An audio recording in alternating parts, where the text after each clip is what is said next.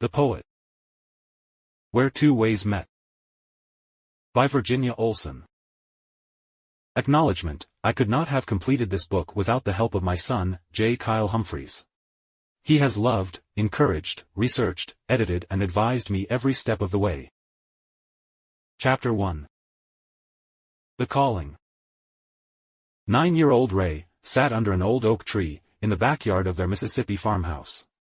As the words flowed through his mind, he scratched them in the sandy dirt with a stick. He didn't often have a pencil or paper, but he felt compelled to write them down. Ray Lindsey didn't understand then, that God was calling him to write for him. When he heard the train whistle blow, he quickly rubbed out the words and stood up to watch the freight train as it made its way down the tracks, which ran just beyond his backyard. It was a common thing at that time in 1926 for hobos to hop the trains and hitch a ride to the next town. They were usually hungry, so when they'd see a farmhouse they would jump off the train and beg for a meal. Ray grinned as a ragged hobo came walking toward him. This one had an old guitar strapped to his back. "We got another one, Mom," Ray hollered. His mother was a sweet Christian woman, and she fed every one of them that came through. Ray made quick friends with this hobo as they sat on the back step and waited for his mom to bring the man a plate of food. The hobo strummed his guitar and sang a few songs for Ray, about his love for Jesus. That day was etched in his memory, and many years later it inspired him to write a song, called The Gospel Hobo. The Gospel Hobo. By Ray Lindsey. Well, the old freight train pulled into the yard, at the edge of our town. Before it hardly came to a stop, a hobo hit the ground. With an old guitar across his back, and a smile upon his face. Said, "Gather round and hear my song, about amazing grace. Well, amazing grace, how sweet the sound, that saved a wretch like me. In a hobo jungle, just out of town, where I bowed a hobo's knee. When another hobo told me about this man from Galilee. Of how he'd change a hobo's life, and make a hobo free. Now I don't want your money, I just want to sing my song. And when them train wheels roll again, I'll be a long time gone. From the beaches of Miami, to the rocky shores of Maine. I'll sing about amazing grace, till Jesus comes again. I've rode the rails through Georgia, and on down through Alabama. Got a lot of friends in Tuscaloosa, and some in Birmingham. But name your town, and I've been there, I've been most every place. But now I'm going back again, to sing amazing grace. On Hobo's Day in heaven, that'll be a sight to see. Ol' 97 waitin' there, for hobos just like me. With Jesus at the throttle, to show us o'er the place. 10,000 hobos shoutin' about amazing grace. Chapter 2. Coming of Age. Raymond Joseph Lindsey was born August 6, 1917 in Sturgis, Mississippi, to Jacob Joseph Lindsey and Ida Bell Hudspeth Lindsey. He had one older brother, Henry Felix Lindsey, and one younger sister, Geneva Bell Lindsey Yandell. He had a lot of friends growing up, and he was popular with the girls. Once, while on a double date, Ray sat in the back seat of his friend's car, with his girlfriend on his lap, his left arm hanging out the window. Another car sideswiped them, badly injuring Ray's arm. He carried a deep scar for the rest of his life. In 1940, his parents bought a large house in West Point, Mississippi. His mom turned it into a boarding house, where she rented apartments to young ladies who were in school there in West Point. Ray had been on his own for several years, but he was very close to his mother, so he visited her there often. At 22 years old, he was quite handsome, just over 6 feet tall, with sandy brown hair. Everyone loved Ray. He was always the life of the party. Several of the girls, living there at the boarding house, tried hard for his attention. But he only had eyes for one beauty, by the name of Catherine Vale. Chapter 3. Catherine. Catherine was a sweet Christian girl, with the face of an angel, and the figure of a model. She was quiet, and very serious about her schooling. She had already suffered a lot of trauma in her life. When Catherine was 4 years old, she found a dynamite cap in her yard. It exploded when she picked it up, causing her to lose parts of 2 fingers, and the first joint of her thumb. Her mother died that same year, leaving Catherine, her 5 brothers, and 2 sisters, to be raised by her father alone. Her father, Richard Lawrence Vale, later remarried a nice woman, who was good to his children. They had 2 daughters, which expanded their already large family. Catherine loved her daddy, and they were very close. One afternoon, 16-year-old Catherine stood at the edge of their yard, watching him plow their fields with an old horse-drawn plow. When suddenly, a snake frightened the horse. The horse reared up, throwing her daddy backwards to the ground. Catherine watched in horror as the big plow blade came down, piercing through her daddy's chest. The frightened horse then ran, dragging her beloved father to his death. Catherine had given her life to God at a very young age. And it was her faith in God which sustained her through those devastating events. The first day that Ray met Catherine at the boarding house, he knew that he just had to get acquainted with her. She was everything he had ever wanted, so he took every opportunity to talk to her. There was a new movie in the theaters, called Gone with the Wind. Everyone said it was a great movie, so he asked Catherine to go. After that, they were inseparable. They married, on April 12, 1941. Chapter 4. The Cabin. Very much in love, their first 2 years were spent enjoying their lives together. They lived in a small 2-room cabin near a lake. And spent many hours fishing, and planning their future. Ray often wrote poetry to Catherine, like this one. Roses. By Ray Lindsey.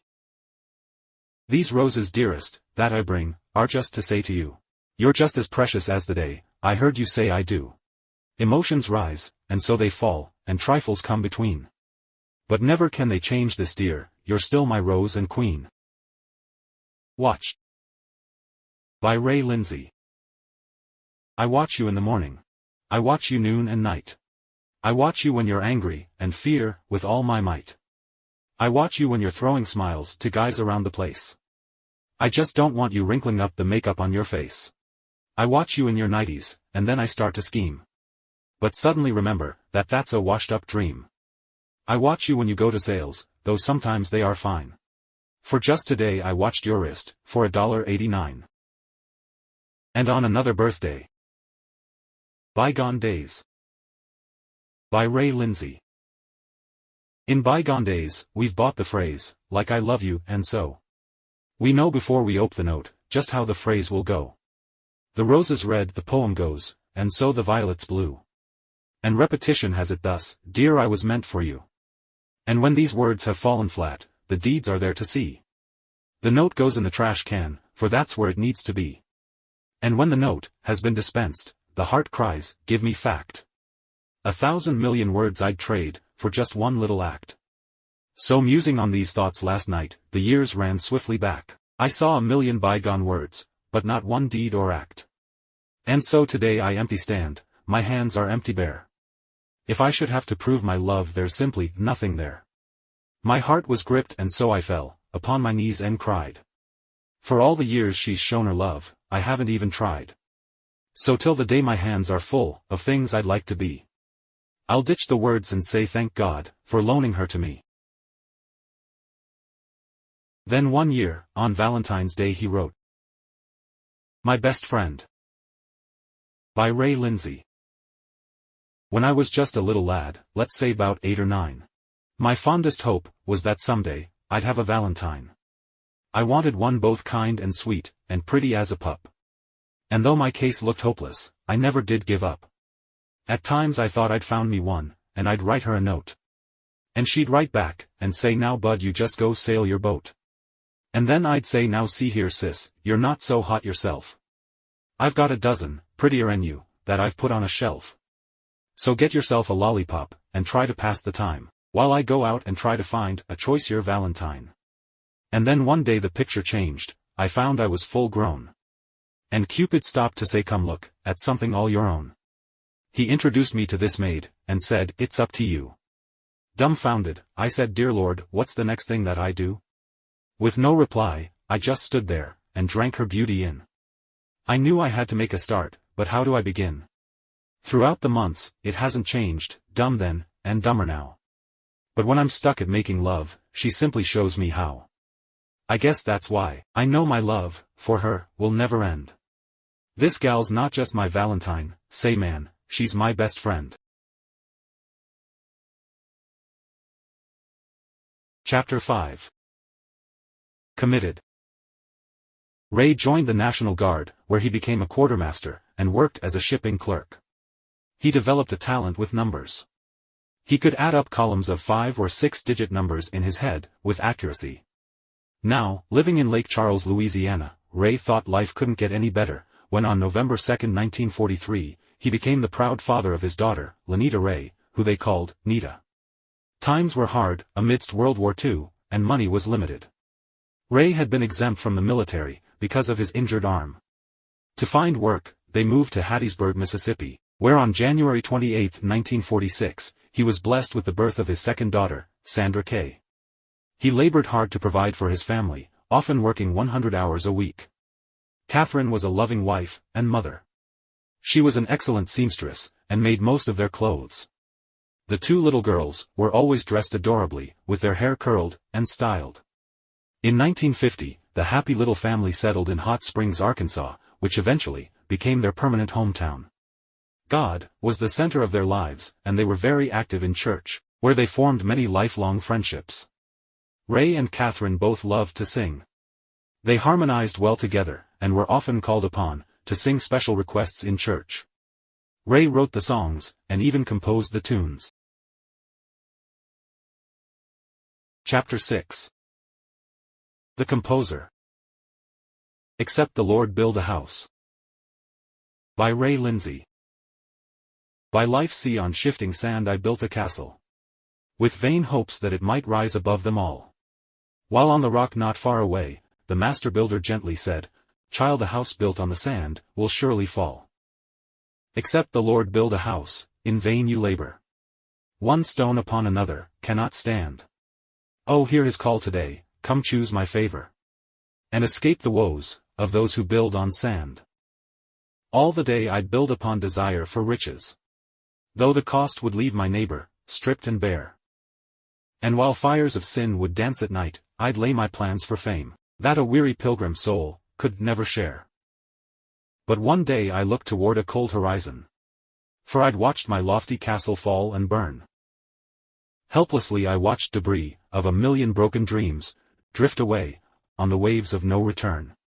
Then at last I found myself among the barren, at the devil's booth, where things of earth are sold. And 'twas there I heard these words, from one who'd spoke to me before. Child, an ounce of dross will cost a pound of gold. 'Neath the shadow of the rock, heart torn and broken, I bowed low, to call upon his matchless name. Then at last he poured for me the cup of honor, love and grace, that removed my badge of infamy and shame. It's up to you, Lord. By Ray Lindsey.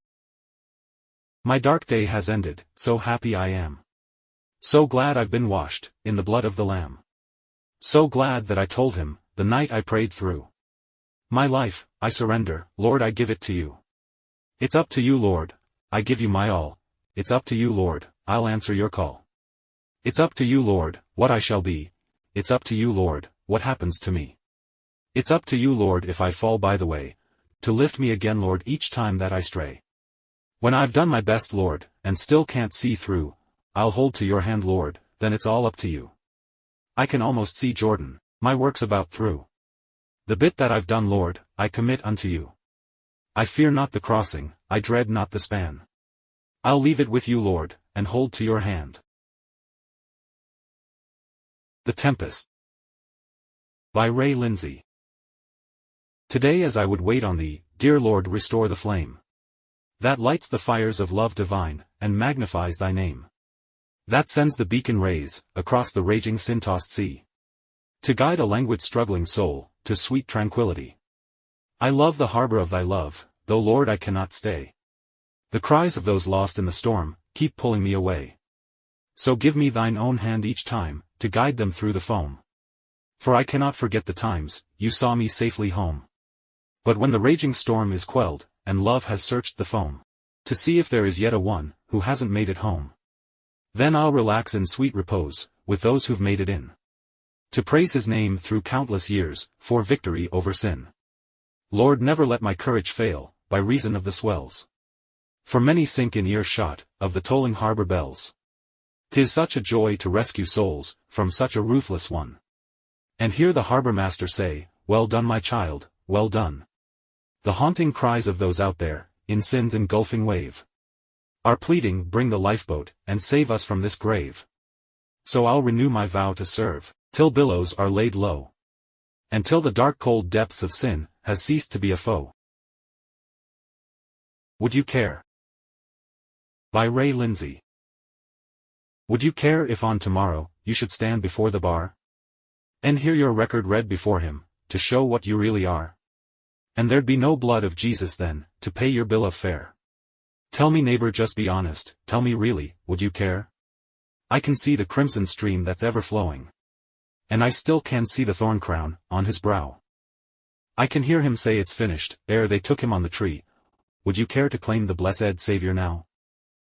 Would you care if he should tell the Father, on that final day, that your sins were never covered, by the price he had to pay? When the cries, give us Barabbas, filled Golgotha's cruel air, that your voice rose in agreement, tell me truly, would you care? Would you care to see your loved ones pass before the great white throne, while you had to take the dark road, never more to see your own? Then to hear these final words, my only son, I didn't spare. Oh, how sad that you rejected, tell me truly, would you care? Blind Bartimaeus. By Ray Lindsey. Blind Bartimaeus sat alone by the wayside, begging for alms of the ones passing by. They told him that Jesus of Nazareth was passing, so he leapt to his feet and came forth with this cry: Jesus, have mercy on me. Open mine eyes, Lord, thy beauty to see. Touch me, and I shall be clean. Jesus, have mercy on me. The adulterous woman, bowed down in her sorrow, fell low at his feet, and cried out in her shame.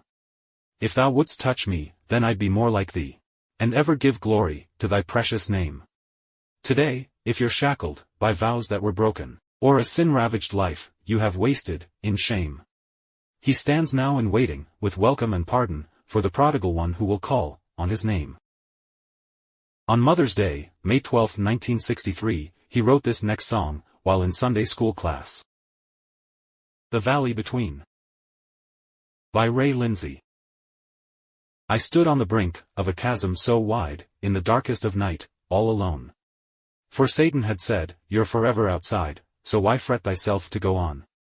Now there was a time when your Savior was near, and your way was happy and bright. But gone, said he, are the things you hold dear, and gone from thy soul is the light. There I longingly looked, o'er this chasm so wide, far away to my Lord's mountain green. But Satan then said, you can never go there, there's a deep dark valley between. From the shadows, I seemed then to hear a small voice, O joy of all joys, could it be? Ah yes, for he said, I've got something to say. So lean a little closer to me. Lean a little closer to Jesus. My child, I have ever loved thee. But alone you can't go through this valley below. So lean a little closer to me. Child, there's but one path, through the shadows below. And faith's light, sometimes can't be seen. But hold to my hand, and together we'll go, through the deep dark valley between. When broadways confuse you, to turn you aside, then keep your eyes ever on me. There's peace in the valley, if you'll just abide, and lean a little closer to me. Catherine had a close friend, by the name of Virginia, so when their third daughter was born on October 11, 1952, they named her Virginia Gay, and called her Jenny. Ray worked as a bulldozer operator. He was very much in demand, as there was a lot of building going on in beautiful Hot Springs. It was a national park, well known for its natural hot mineral springs. People came from all over the world, to take the hot mineral baths, and to drink the water.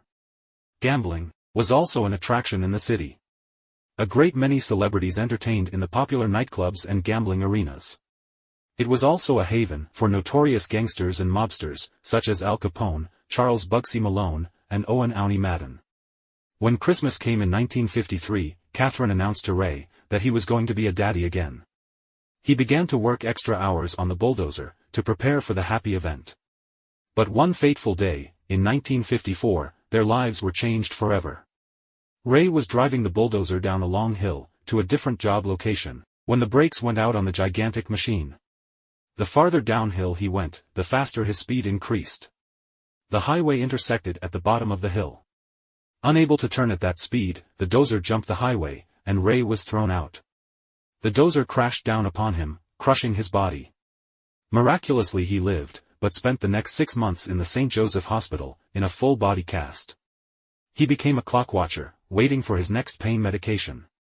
The injections of a strong narcotic, called Demerol, just wasn't enough to kill the pain, so his buddies began to sneak alcohol into the hospital for him. He would drink it between the Demerol shots, to subdue the pain, until time for the next injection. If the nurses suspected it, they kept it to themselves, because they knew how excruciating the pain must be for him. Besides, they all liked Ray.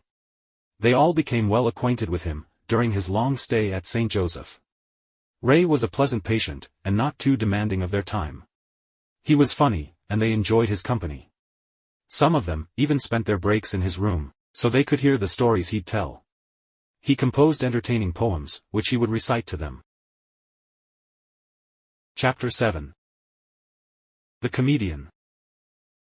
A Buck for a 20-cent Drink. By Ray Lindsey. I will see you tomorrow and pay what I owe, for today I'm a little bit short. I stopped by the bar and paid $6.85, for $1.15 nort. The waitress came by, and said, "See here now sir, I work here for tips, understand?"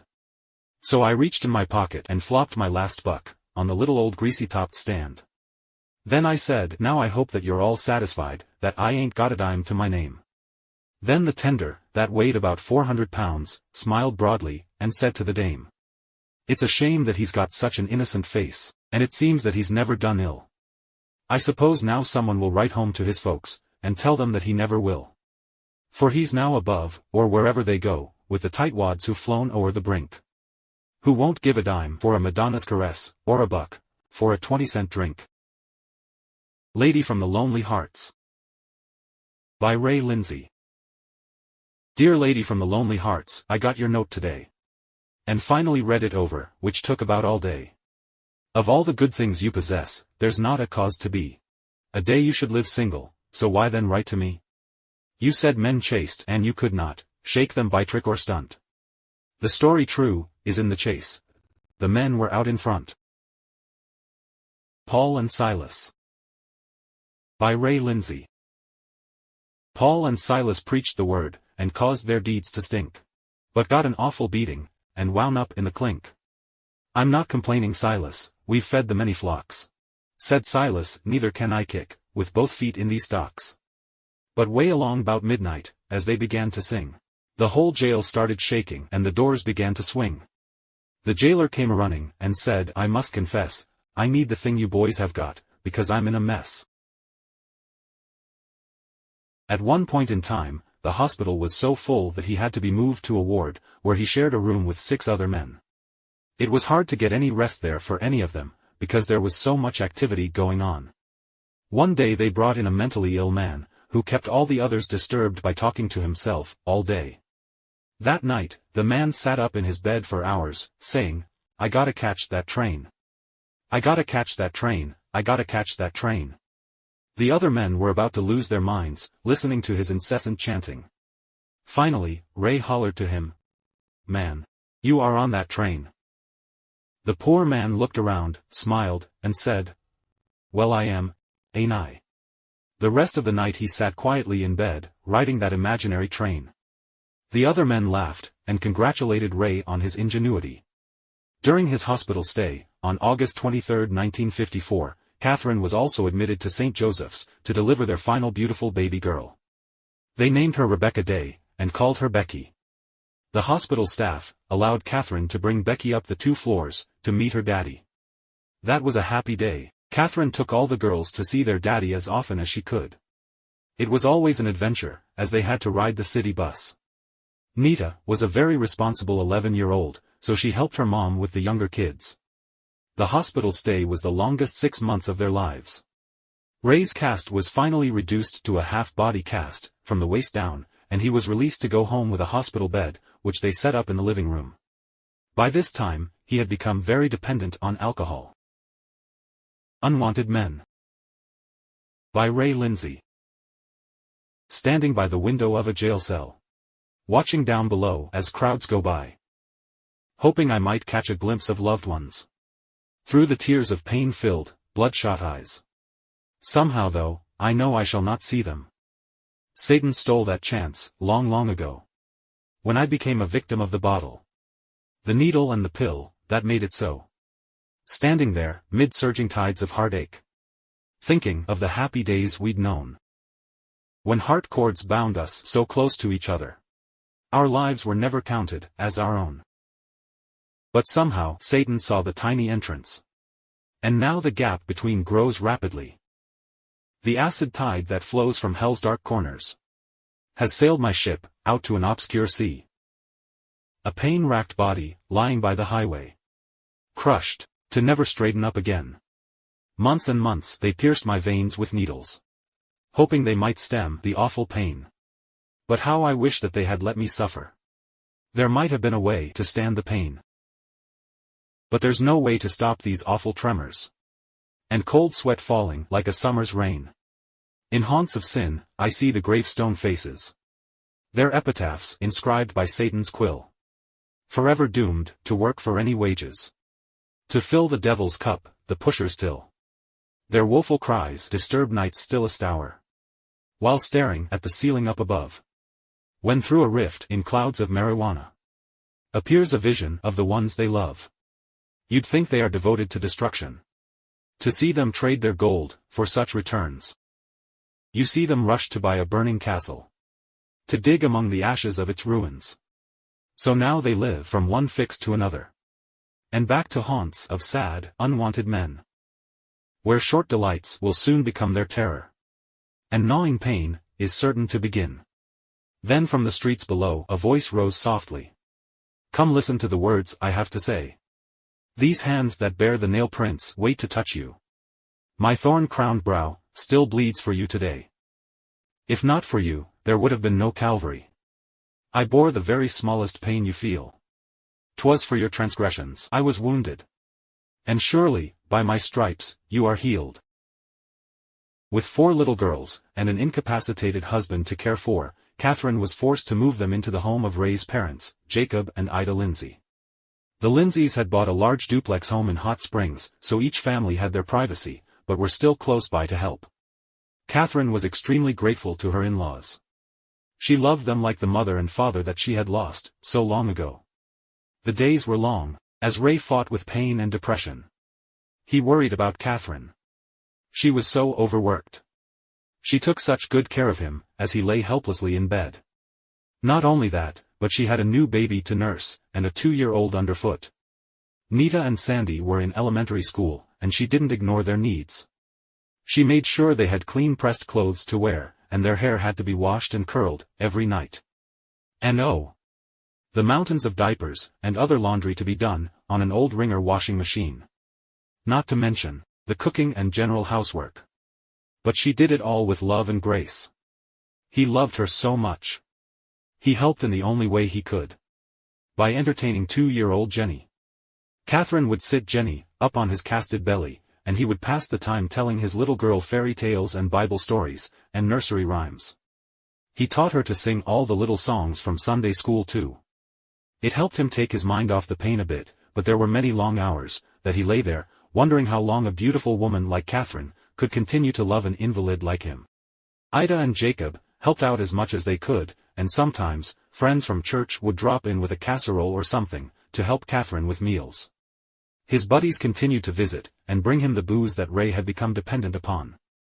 They brought along mints, to disguise the smell of alcohol on his breath.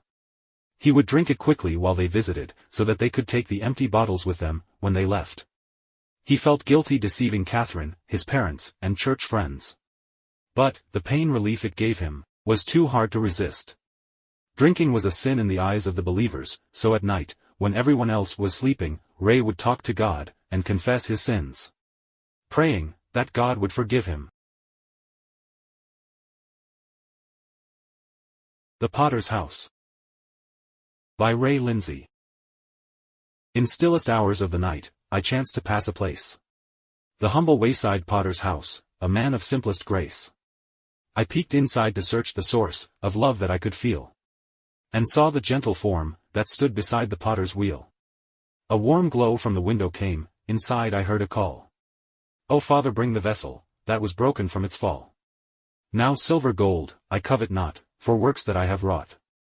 But honored vessels they remain, those who by love were bought.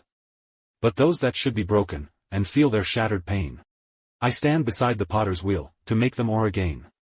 I'll not cast out, in any wise, a broken trembling soul. That brings his vessel broken, again to be made whole. I saw him as he stooped to lift a vessel marred and broke. I saw him place it on the wheel, I heard the words he spoke. He said, "Dear Father, guide my hand, to make it o'er again. I love this vessel that you made, and feel its shattered pain. You saw this vessel, ere 'twas made, you know its every line. The making, Father, was your own, the mending, now is mine. So thank you, for the broken things, I know they're dear to thee. But when I mend them, they become a vessel dear to me. For in the potter's house there stands, a wheel for but one thing. To mend the broken vessel, and to make the bearer sing. A vessel, stained and broken, with not a slight appeal. Again will useful, lovely be, if placed back on the wheel." God was faithful and true to his word. He provided the family with all their needs daily. Ray received disability, and they were given government commodities, which were basic foods such as cheese, rice, powdered milk, etc. They never had to ask for help, yet they lacked for nothing. Many times, people would just hand Catherine money, saying they were sent by God, so she couldn't refuse it. The doctors had said there was little hope of Ray ever walking again, but he was determined to be independent. Above all, he wanted to provide for his family. He didn't like the shame he felt of living under his parents' roof, and accepting help from the government. So once the cast came off, he worked extra hard on his rehabilitation. Not many men could take the unbearable pain that he endured.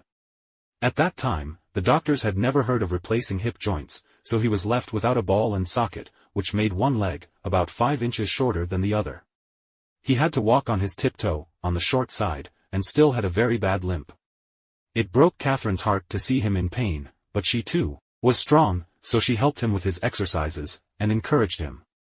She admired, and loved him so much. They strengthened one another with their love. Remembering. By Ray Lindsey. I remember the year, 'twas 41, and I didn't have a dime of my own. But I had by my side, a treasure that made me, the richest man, I'd ever known. The greatest worry, I had in my life, was to hurry and get the day done. So I could get home, to the prize of my life, that was love, and laughter and fun. When we go hand in hand, by a little perch stream, if we caught some, well that was okay. And I'm wishing just now, I could trade what I have, for one of those sweet yesterdays. And so, if today, I could have one request, I'd lay flat, the memory of sin. And give me her hand, and let us go back. And do it all over again. When Ray was finally able to get around on crutches, he figured he would try his hand at sales. He scraped a little money together, and bought a truckload of used work clothes, at wholesale price. Then he set up tables on the corner lot of their house, at Malvern and Grand Avenues, and sold the work shirts and pants, a piece at a time.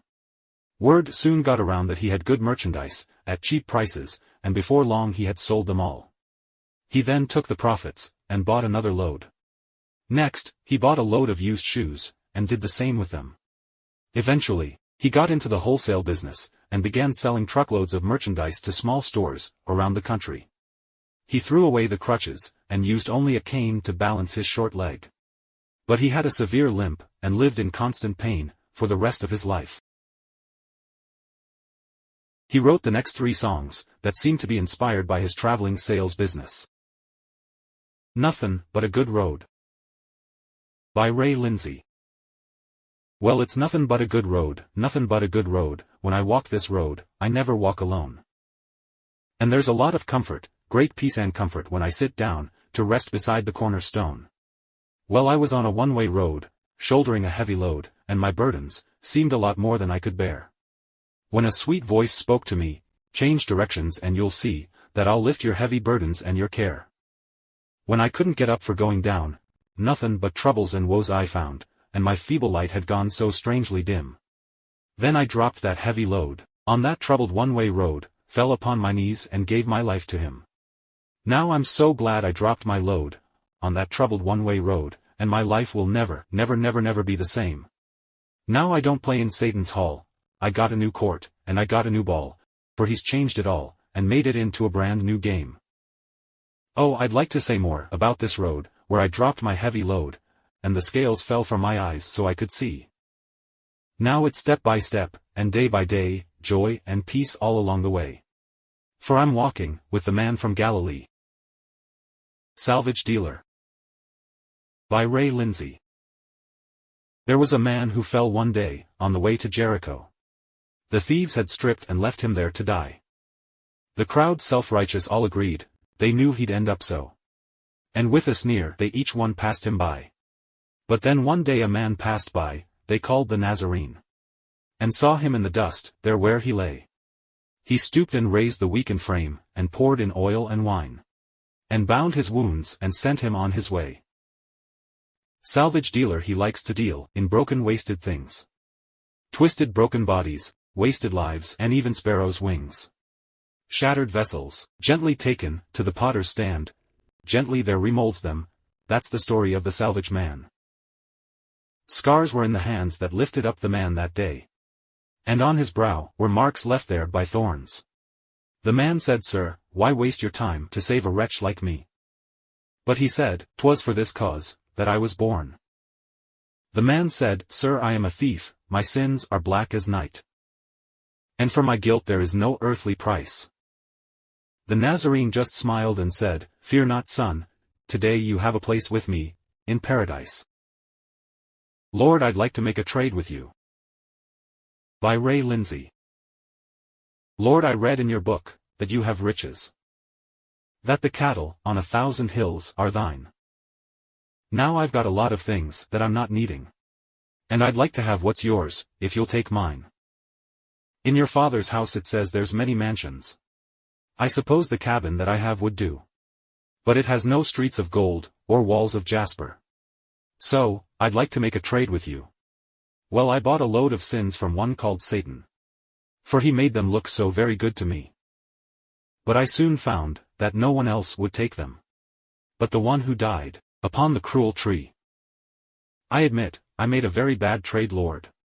But at the time, it seemed the very thing to do. Now since I've heard about, a cleansing stream from Calvary. Lord, I'd like to make a trade with you. You said to bring them all, to Calvary's mountain. That you'd meet me by a cross, the Romans made. And regardless of how worthless my possessions. If I'd leave them there, you'd gladly make the trade. No one else would take these sins as black as midnight. Wash them in his blood and make them white as snow. No one else would give his life to do this trading. So Lord, there's just no other place for me to go. Lord, I hope you'll take these things that I'm not needing. For they only tend to break my heart in two. And they separate me from my blessed Savior. So, that's why, I'd like to trade with you. Well, I've traded in the highways, and the byways. And I've traded in the markets overseas. But the strangest, and the best trade that I've made, Lord, is the one I made with you, upon my knees. For my tumble-down shack I've got a mansion. For my saddened heart, the joy comes pouring through. For my troubled mind there's peace just like a river. I'm so glad, I made a trade with you. Chapter 8. Conviction. Ray loved the Lord, and he knew that God had called him to write for him. When he wasn't on the road, buying and selling, he was attending church, and being the best husband and father that anyone would want. He resisted the temptation of drinking alcohol when he was in town. His daughters had no knowledge of it at all. He was their hero. After church, he would take them all to the King Cone for ice cream cones. The girls would get the big 10-cent cones, and he'd buy the nickel cone for their little dog, Twinkle. Sometimes he'd load up all the neighborhood kids in the back of his pickup, and take them all for ice cream too. One time, Jenny and Becky went to Girl Scout camp, which was about 50 miles from home. There were about 200 Girl Scouts there, from all over the state. The campout lasted for a week. Which was too long in Ray's mind. On the fourth night, there was a huge bonfire, and weenie roast. All the scouts were having a great time around the fire, singing the camp songs, when one little girl yelled, "Hey! There's Mr. Lindsey." Sure enough, Ray and Catherine pulled up in their pickup truck, loaded down with watermelons, for the entire camp. The family went on lots of vacations together. They often went to Mississippi, to visit Catherine's sister and family. The cousins loved being together, and they often came to Arkansas as well. One summer, while driving to Mississippi, they stopped at a roadside park for a picnic lunch, which Catherine had brought along. When they finished eating, they hit the road once more. They had gone about 50 miles. When Becky said, "Where's Twinkle?" Everyone looked around frantically for the dog. Sandy cried, "We left her at the park." By now, all the girls were crying. They had been gone for over an hour. Ray just turned the car around and said, "Hush now, we will go back and get her." Catherine silently fretted, as the girls cried, all the way back to the park. Their tears turned to laughter when they saw Twinkle patiently waiting, right by the picnic table. Twinkle wiggled happily, as the girls all jumped out of the car, to hug her. Catherine cried happy tears, and Ray sighed in relief.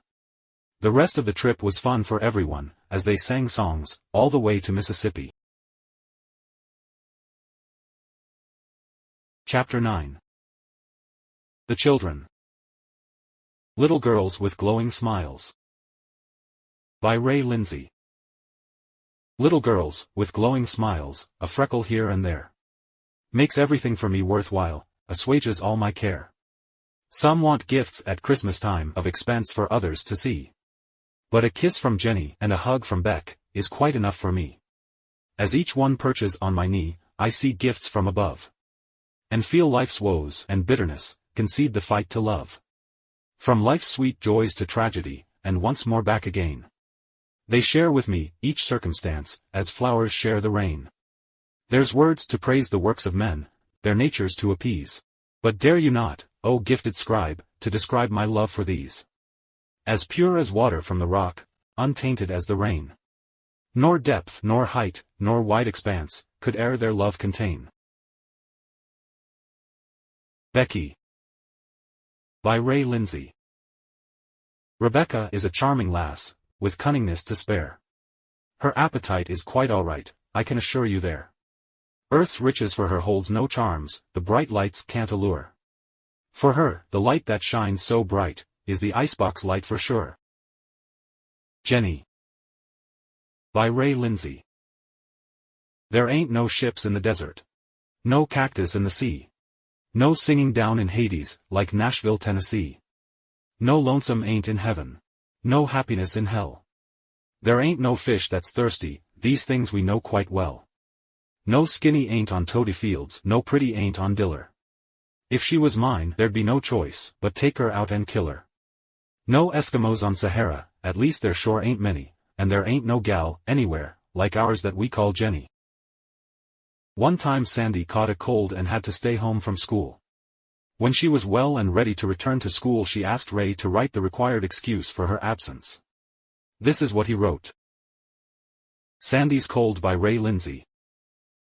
There'll be an absent one today, when teacher calls the roll.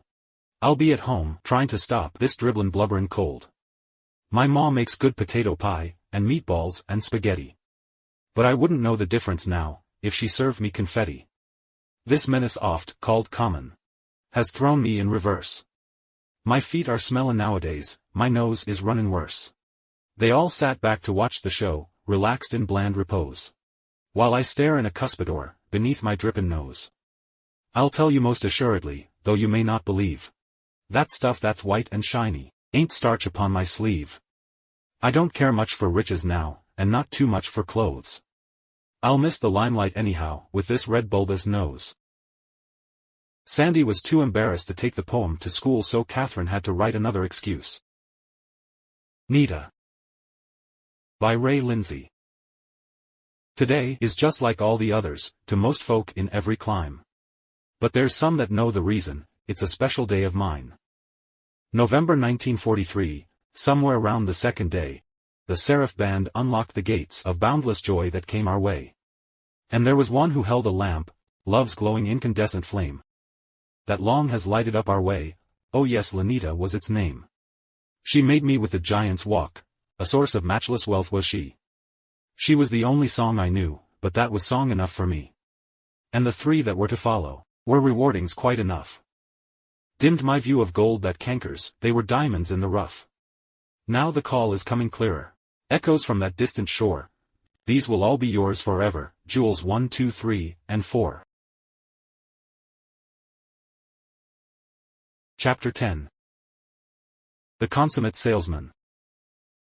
Ray made contact with several very large shoe manufacturers and wholesale dealers, and his business began to grow quickly. He spent many long hours on the highways and country roads.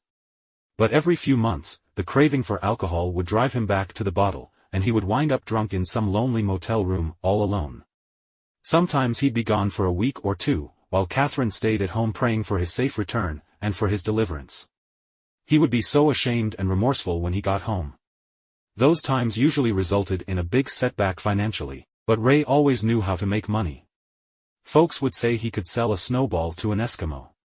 He was in St. Louis, Missouri on a buying trip one night, when he began to feel down and depressed. He wanted to go to church. He spotted a little mission church on a back street and slipped in. Trying to be unnoticed, he sat on the back row. The minister was a small man, about 80 years old.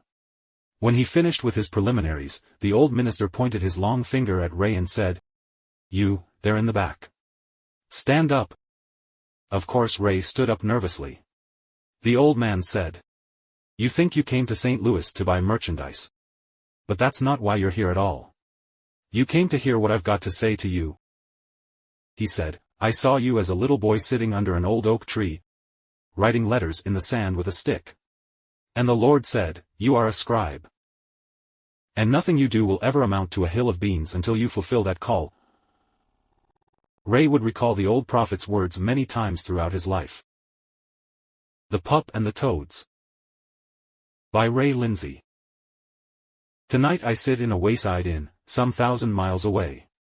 Time races back toward a place where a small boy used to play. I see him as he looks into the still pools of a stream, reflecting scattered freckles, and a little boy's secret dream. I see him 'neath his favorite oak with all his earthly wear. A puppy and 2 toad frogs, yes, he instructs them there. I hear him say, "Now see here sport, these children you must keep. And stop their croaking 'cause I feel just like I wanna sleep." He shades his face with an old straw hat, with his head on the lap of earth, and slips away into slumberland, where a little boy's dreams give birth. His dreams he never would divulge, kept them vaulted safe away. Though 50 more odd years have passed, the dream comes back most every day.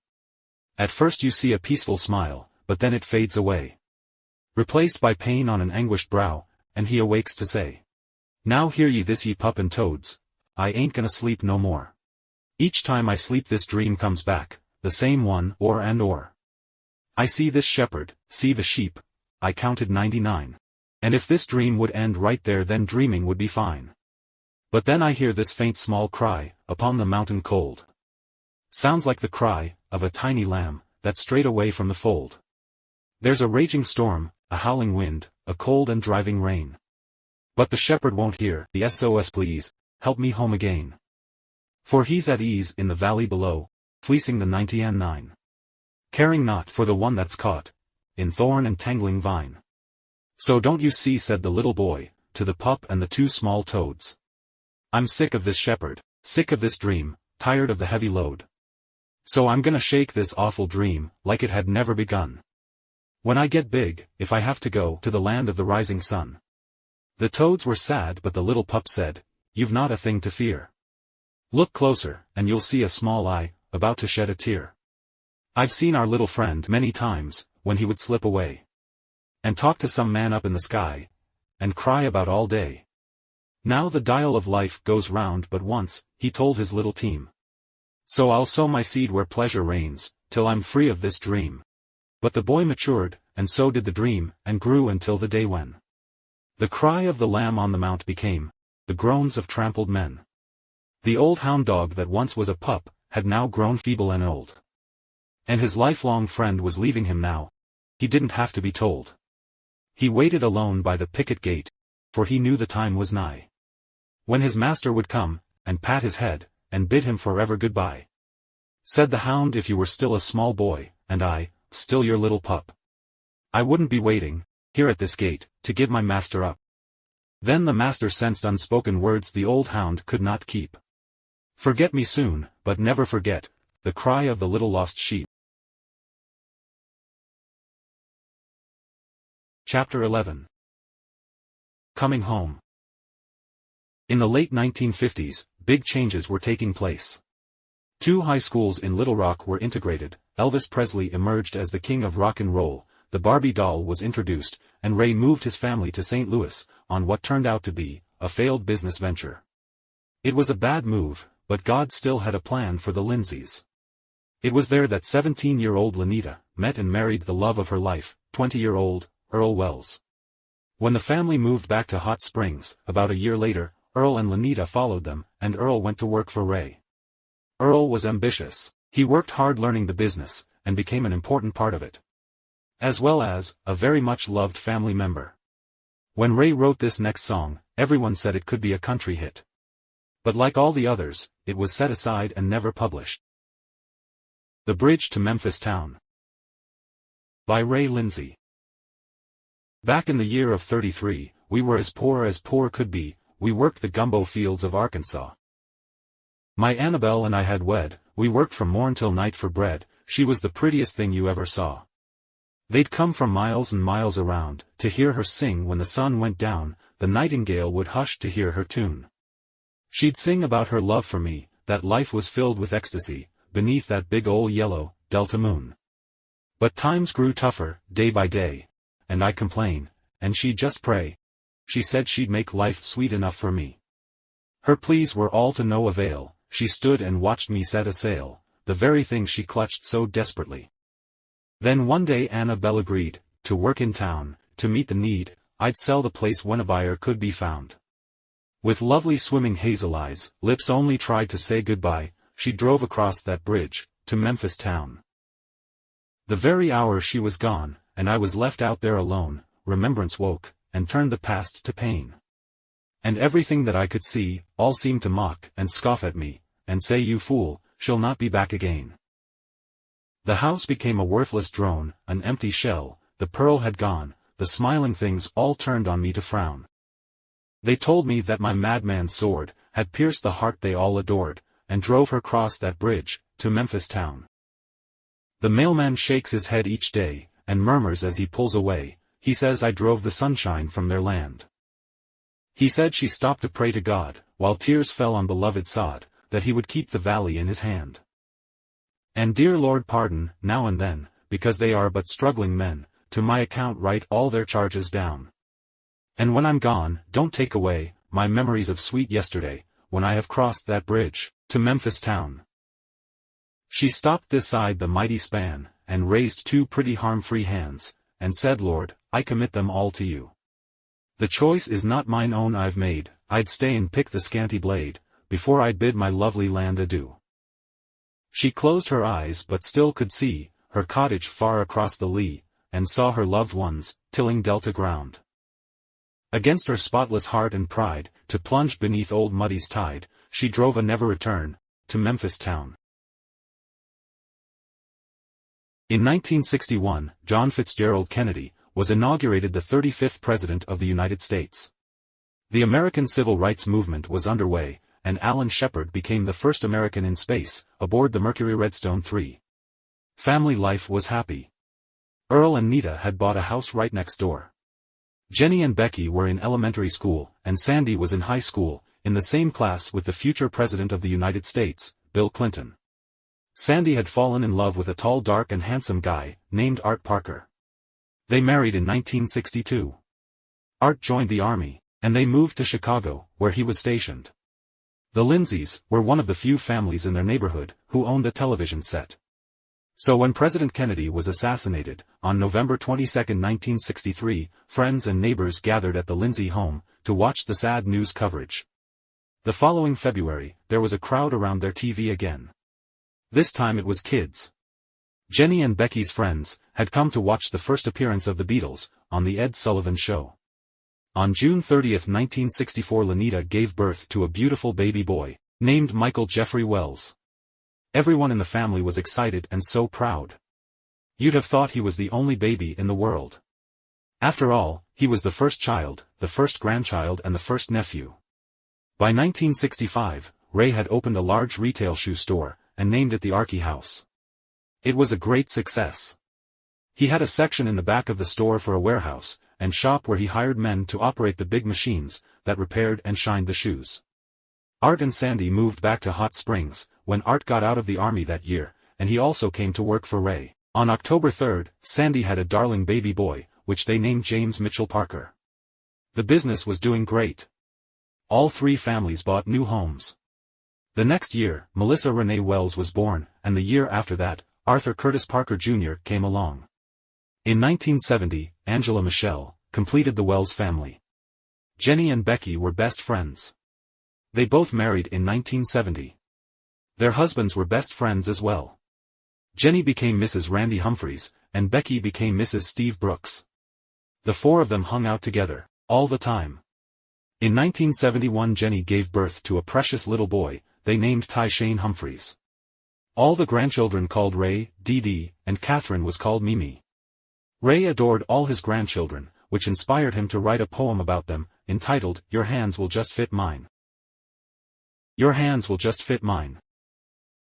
By Ray Lindsey. Dear Michael, child of promise, destined to be strong. Born to serve a purpose great, that I've known all along. For God gave me a call one day, I never seemed to do. So you see Mike, when I'm gone, the mantle falls on you. But just a day or so ago, as in a holy rain, our loving Savior came and said, You're recommissioned once again. So from this day, dear Mike and on, the call we can't repine. And should the way get hard or lone, your hand will just fit mine. Dear Mitch, no granddad ever had a grandson quite like you. One who in every circumstance, you love right through and through. And if at any time you think, you're in the minor grace, just cool it man, with Dee Dee, there is no second place. You too are Dee Dee's soldier. No better could I find. When no one else is there to pull, your hand will just fit mine.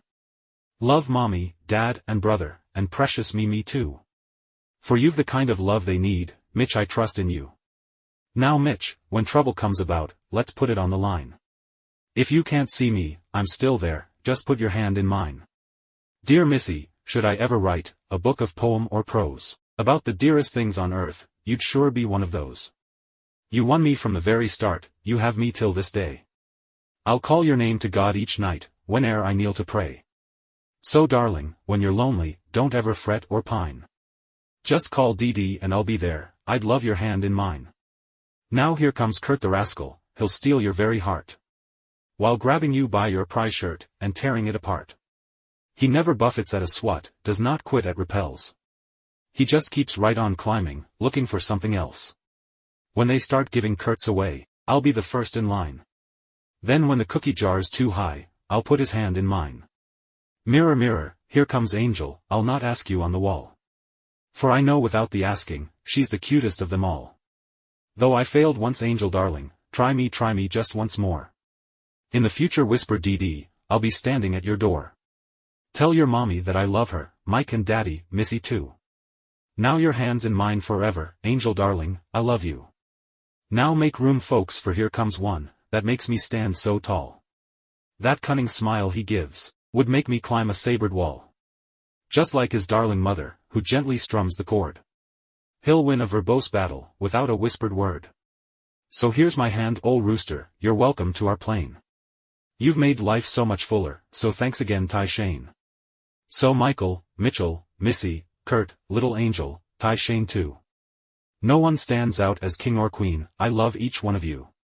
And as your shadows lengthen, my frame will stoop each day. The bow bends fast toward the time, 'twill go the other way. Life's upward climb is fraught with pain, bad omens often frown. But I'll push hard as you go up, you'll lead me gently down. But should your way be blocked ahead, strong tentacles entwine. Hold up your hands, for I'll be there, your hands will just fit mine.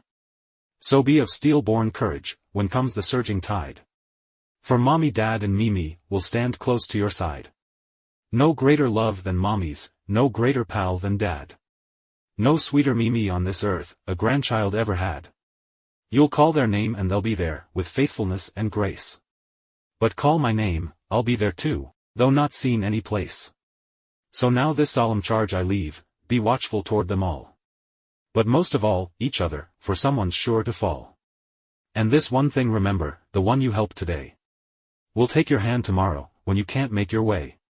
Now Dee Dee is so proud of you, I think you're truly fine. Until the day my hand fits yours, your hands will just fit mine. The next year Jenny had another beautiful baby boy named J. Kyle Humphreys. They called him Jake. Later that year Sandy had a little girl they named Amy Kathleen Parker. Grandkids. By Ray Lindsey. The guys all brag about grandkids, in places where I go. And I say looky here you jerks, my kids you oughta know. Now there's 5 gents in my lineup, they're angels every whit. The reason you can't tell it is, their halos just don't fit. There's weighty words about Mike and Mitch, and Kurt and old Ty Shane. Someday they'll share a rightful place, in some kinda hall of fame. And then there's one, called Rollickin' Jake, oh Lord who was to blame? Though this little angel came with horns, that's an angel, just the same. Pure havoc follows in his wake, he's Bedlam's closest friend. When he appears, your peace bails out, and pandemonium's in. But this old boy's endowed, with a very special art. Of picking out the fastest road, that leads straight to your heart. Then when the battle's over, the last shot has been fired. And none of us can budge a peg, we're all just too dog-tired. Then scan the waves and you will see, across yon lashing foam, Ol' Rollickin' Jake, at the helm of the ship, steering us all back home. Now I should like to talk about some angels genuine. They came from Seraph's choicest squad, and best of all they're mine. As I make my daily orbits, seeking refuge from my plight. It is these that take distresses, tempers them with pure delight. Now here's this missy, she's a foretaste, of the sweet by and by. When she passes, little gents bellow, holy cats oh me oh my. Then I've got this angel, I am so proud, she's my kin. The only one from Gabriel's chorus, that says damn it now and then. Don't stop me now, for there's another, that just came to us of late. Takes me from a sea of troubles, puts me in a new estate. Empty words cannot do justice, to the sunshine in her smile. And for that innocent reflection, I would walk a country mile. Guess you know by now it's Amy, that I'm trying to portray. Heaven's powers loaned her to us, that's what I'm trying to say. So Amy darling, we're not asking that you join our vicious plot. For we're guilty when we see you, of the million things you're not. When Amy was about 5 years old, she would sing in church, where her daddy Art was the pastor. She was so adorable when she stood and sang this song, which Ray had written for her, to sing for the Christmas holidays. Christmas Every Day. By Ray Lindsey. There's a day that's coming pretty soon, it's even at the door. When tinsel will be hanging, over toys that's on the floor. And goodies will be everywhere, but this is why we sing. Because it is the birthday of our Savior Lord and King. Oh I'm so glad I know him, for he's so good to me. Jingle bells ring in my heart, while I sing merrily. I'm thankful for our country, but I'm not here to stay. I'm going to a place, where it is Christmas every day. We'll all go down to the lollipop tree, and picnic in its shade. Then we'll all ride the big lifeboat, down the river of lemonade. We'll throw a kiss at Mom and Dad, as we go by the fountain. With Jesus, on our way to climb, up the big rock candy mountain. Chapter 12. The Climb. The Archie house was a great source of pride for Ray. He had worked hard to build it, and felt he had accomplished a big goal. He made a small witty sign, that he placed in the window, close to the door. It said, "Our success is defeat." He hired a secretary, whom he trusted completely, to do his bookkeeping. She became like one of the family. In fact, she was always included at family gatherings. Catherine loved her like a sister. Ray gave her the authority to write checks for paying bills, taxes, etc. Everything was going great, until the IRS came knocking, for unpaid taxes. Ray and Catherine were shocked. They thought it was a mistake, until they discovered that the secretary had not paid the taxes, as was reflected on the books. In fact, she had embezzled thousands of dollars from them. They were deeply hurt by her betrayal. Of course she cried, and begged for their forgiveness, promising to pay them back, so Ray and Catherine didn't prosecute her. She never paid them back. This led to a financial crisis for Ray, and he was forced to sell the Archie house. Earl and Nita bought it, and later expanded it. It became a multi-million-dollar success. Although Ray was glad that the Archie house was still in the family, he was saddened by the personal loss of it. The little sign, which he had placed in the window, had been quite prophetic. The Archie house had been his success, but now his defeat. Ray continued his wholesale business, but periodically, he would fall into despair, and seek relief in the bottle. The binges usually occurred about every 8 months, but in between them, he continued to write. God never took the gift from him. When a song, or a poem, started coming to his mind, he would grab the first thing he could find to write on. Sometimes it was on the back of an envelope of mail, or just some scrap of paper. Sometimes it was on a cardboard box, that he packed shoes in to sell. Once, he wrote a poem to Catherine on toilet paper. This book contains only a portion of his many writings. His love for God was reflected in his songs. Not Guilty, by Ray Lindsey. They brought in the prisoner to the magistrate's bar, stripped of all but the shackles he wore. He knew he was guilty of the things that they charged, he did them all, and so many more. He stood there alone with no one to defend, and just humbly bowed down his head. When a gentle one rose, and said, I'm his defense, and I've come here to stand in his stead. He's not guilty, for I took the blame. This case has been tried long before. Here's the nail prints to prove that the debt has been paid, and you can't try this case anymore. Here's the thorn marks they made, when they read out my charge, when they thought they had my back to the wall. So take off the shackles, and let him go free.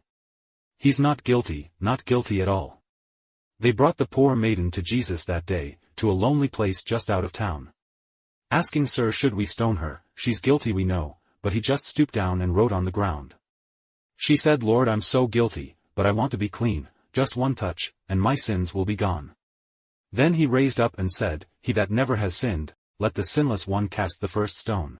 She's not guilty, her sins are all gone. There's a flame in her heart now to stay. Though her sins were as scarlet, they're whiter than snow, her transgressions are all purged away. And I tore up the record that blighted her past, the moment I heard her heart's call.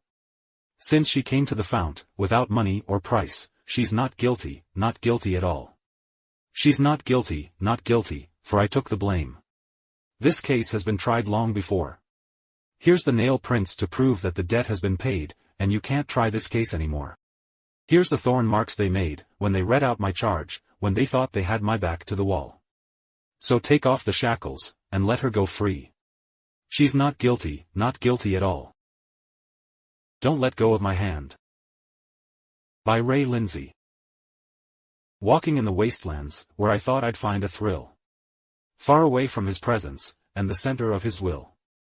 But I found only sadness, in that strange and distant land. Then I cried, don't let go of my hand. Don't let go if I wander, from the straight and narrow way. That's the only peace I find, Lord, and it's there I need to stay. For the crooked ways confuse me, in the mire I cannot stand. So I cry, don't let go of my hand. Don't let go in the darkness, when the light I cannot see. For I'm bound for the pitfalls, when my eyes are not on thee. You're a million miles away, Lord, if it's only just a span. So I cry, don't let go of my hand. Oh, how vacant and how lonely, for the one who dared to roam. Separated from his father, and the comforts of his home. There's a longing within, that no human heart can stand. So I cry, don't let go of my hand. Don't let go in the tempest, when the storm is on life's sea. When the stars have ceased to shine, Lord, and the waves all cover me. Mid the billows and the darkness, there's no sight of home or land. Then I cry, don't let go of my hand. The Day of Redemption, by Ray Lindsey. There's a feeling I get, when I look toward the west, in the evening, when shadows stretch long. That the time is so near, when our Lord shall appear, with the heavens host singing that song. There'll be father and mother, and friends of the past, and the dear ones we all used to know. And they're waiting for Gabriel to sound the long blast, for they know that the trump will soon blow. It's the song of redemption, oh sing children sing, let your voices be heard, loud and clear. The days of your conflict, and sorrows are past, look up, your redemption is here. I almost can see all my friends and my loved ones, he'll bring with him to greet me, I know. The millions are shouting, as he calls for Gabriel, for they know that the trump will soon blow. I'm so anxious to tell them, how vacant and lonely, it's been since they ceased to be near. Then I hear them replying, "We'll soon be together, for the day of redemption is here." I am so thrilled at the thought, I'll see father and mother, oh the joy is too great to be told. But then I'm reminded, of all the dear loved ones, who have not made it into the fold.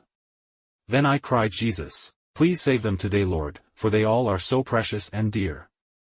And then we'll all sing the great song of redemption, hallelujah, that day's almost here. There are so many things I would like to talk over with my friends of the past yesterday. With the ones who would call out my name to the Savior, each time they would kneel down to pray. But the first 1,000 years, I'd just like to sit lowly, near the one who has loved me so long. And thank him because, I can join the great throng, in this wonderful, wonderful song. Where is Nehemiah? By Ray Lindsey. They have broken my gates, and burned them with fire.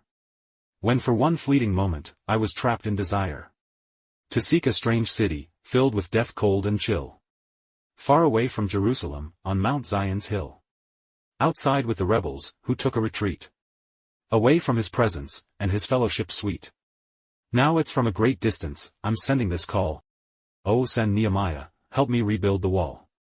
Oh, where is Nehemiah? Someone take him my call.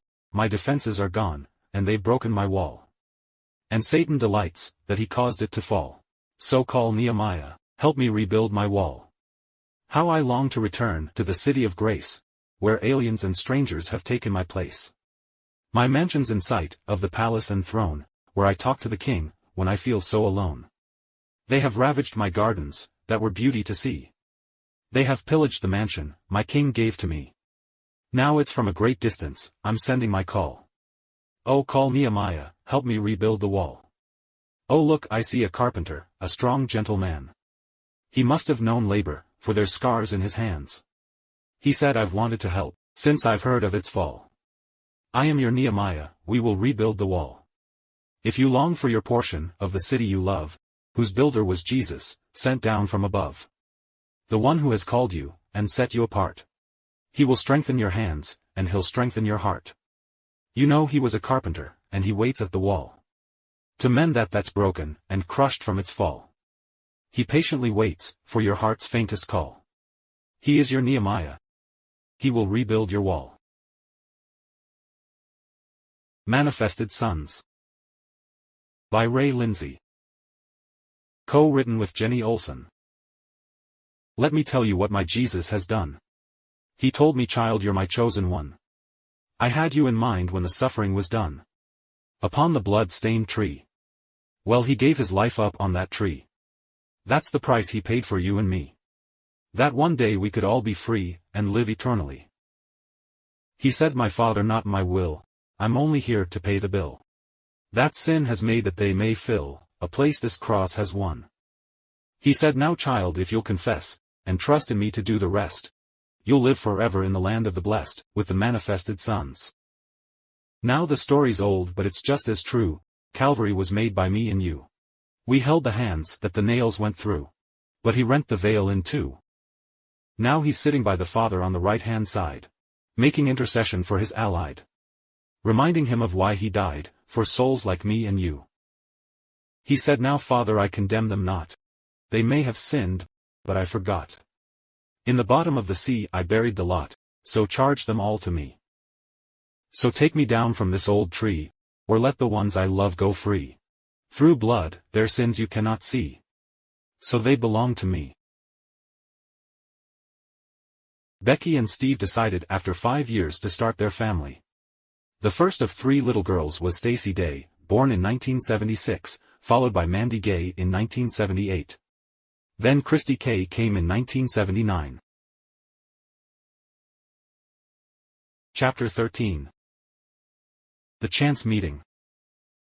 Ray and Catherine were big fans of the PTL television show, and faithful members of PTL International. Ray was particularly drawn to Henry Harrison, who was the sidekick of Jim Baker, on the TV show. In 1978, they decided to take their vacation there at Heritage Village, and attend the shows.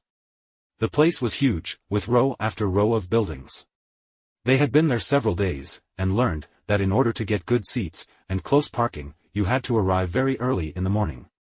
One morning they arrived extra early, and were sitting in their car in the gigantic parking lot, when a lady pulled in beside them.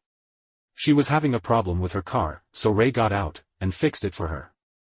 As they talked, she told him that she worked there, so he asked her if she knew how he could get in, to meet Henry Harrison. She smiled, and said, "Come with me. I'm his wife, and I'll take you right to him." Henry was not only the co-host of the TV show, but also the DJ of the radio program, PTL Nightwatch International. Susan Harrison took Ray and Catherine directly to the studio, where Henry had just begun the broadcast.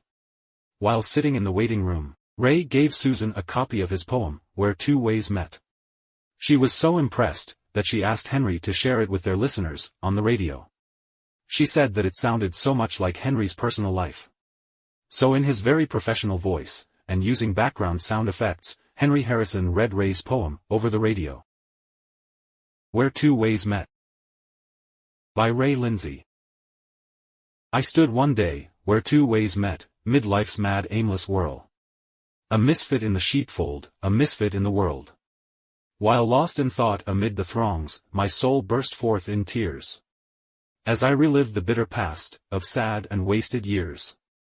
I saw again the nail-scarred hand, that beckoned me one day to leave the crowd and follow him, along the blood-bought way. 'Twas not enough, alone to say, the look, the passion plea would haunt me through the coming years, while wandering aimlessly. I wondered if I'd ever know why Satan won the fight, and led me through the ruthless woes of sin's dark dismal night. Torn from the ones I cherished, loved, for long ensuing years. Left scars on hearts, no eye could see, and pillows coursed by tears. I saw a faithful loving wife, impoverished, lonely, sad. I seemed to hear the tiny pleas, Lord give us back our dad. What love, they shared my bitter cup, that sin filled to the brim.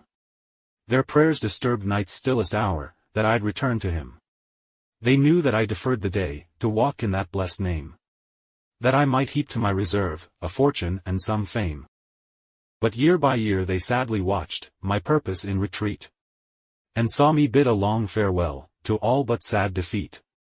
Contrast these two, the zealot went out, without having ever been sent. The unyielding one, soul bursting with grief, was called, but yet never went.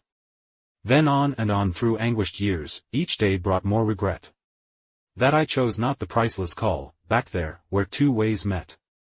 Then more and more I realized, the joy that I had sold could not be bought with earthly fare, if I owned all the gold.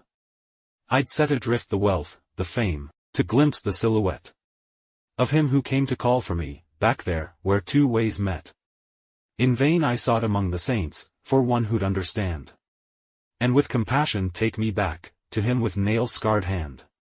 Then heavy heart, defeat, remorse, each time would drive me back, to buy the flask, to drown the pain, with those across the track.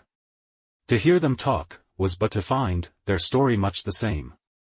They once had known the joy within, and walked in Jesus' name. But while just lambs within the fold, some shepherd failed each one to teach them that the victory's kept, the same way that it's won. With prayerless life the foe steals through, the strongest fortress mind. Then with a subjugating blow, subdues the languid kind. The fateful pen of circumstance, inscribes and signs their doom. Their circles shrink from boundless fields, to a bar, a darkened room.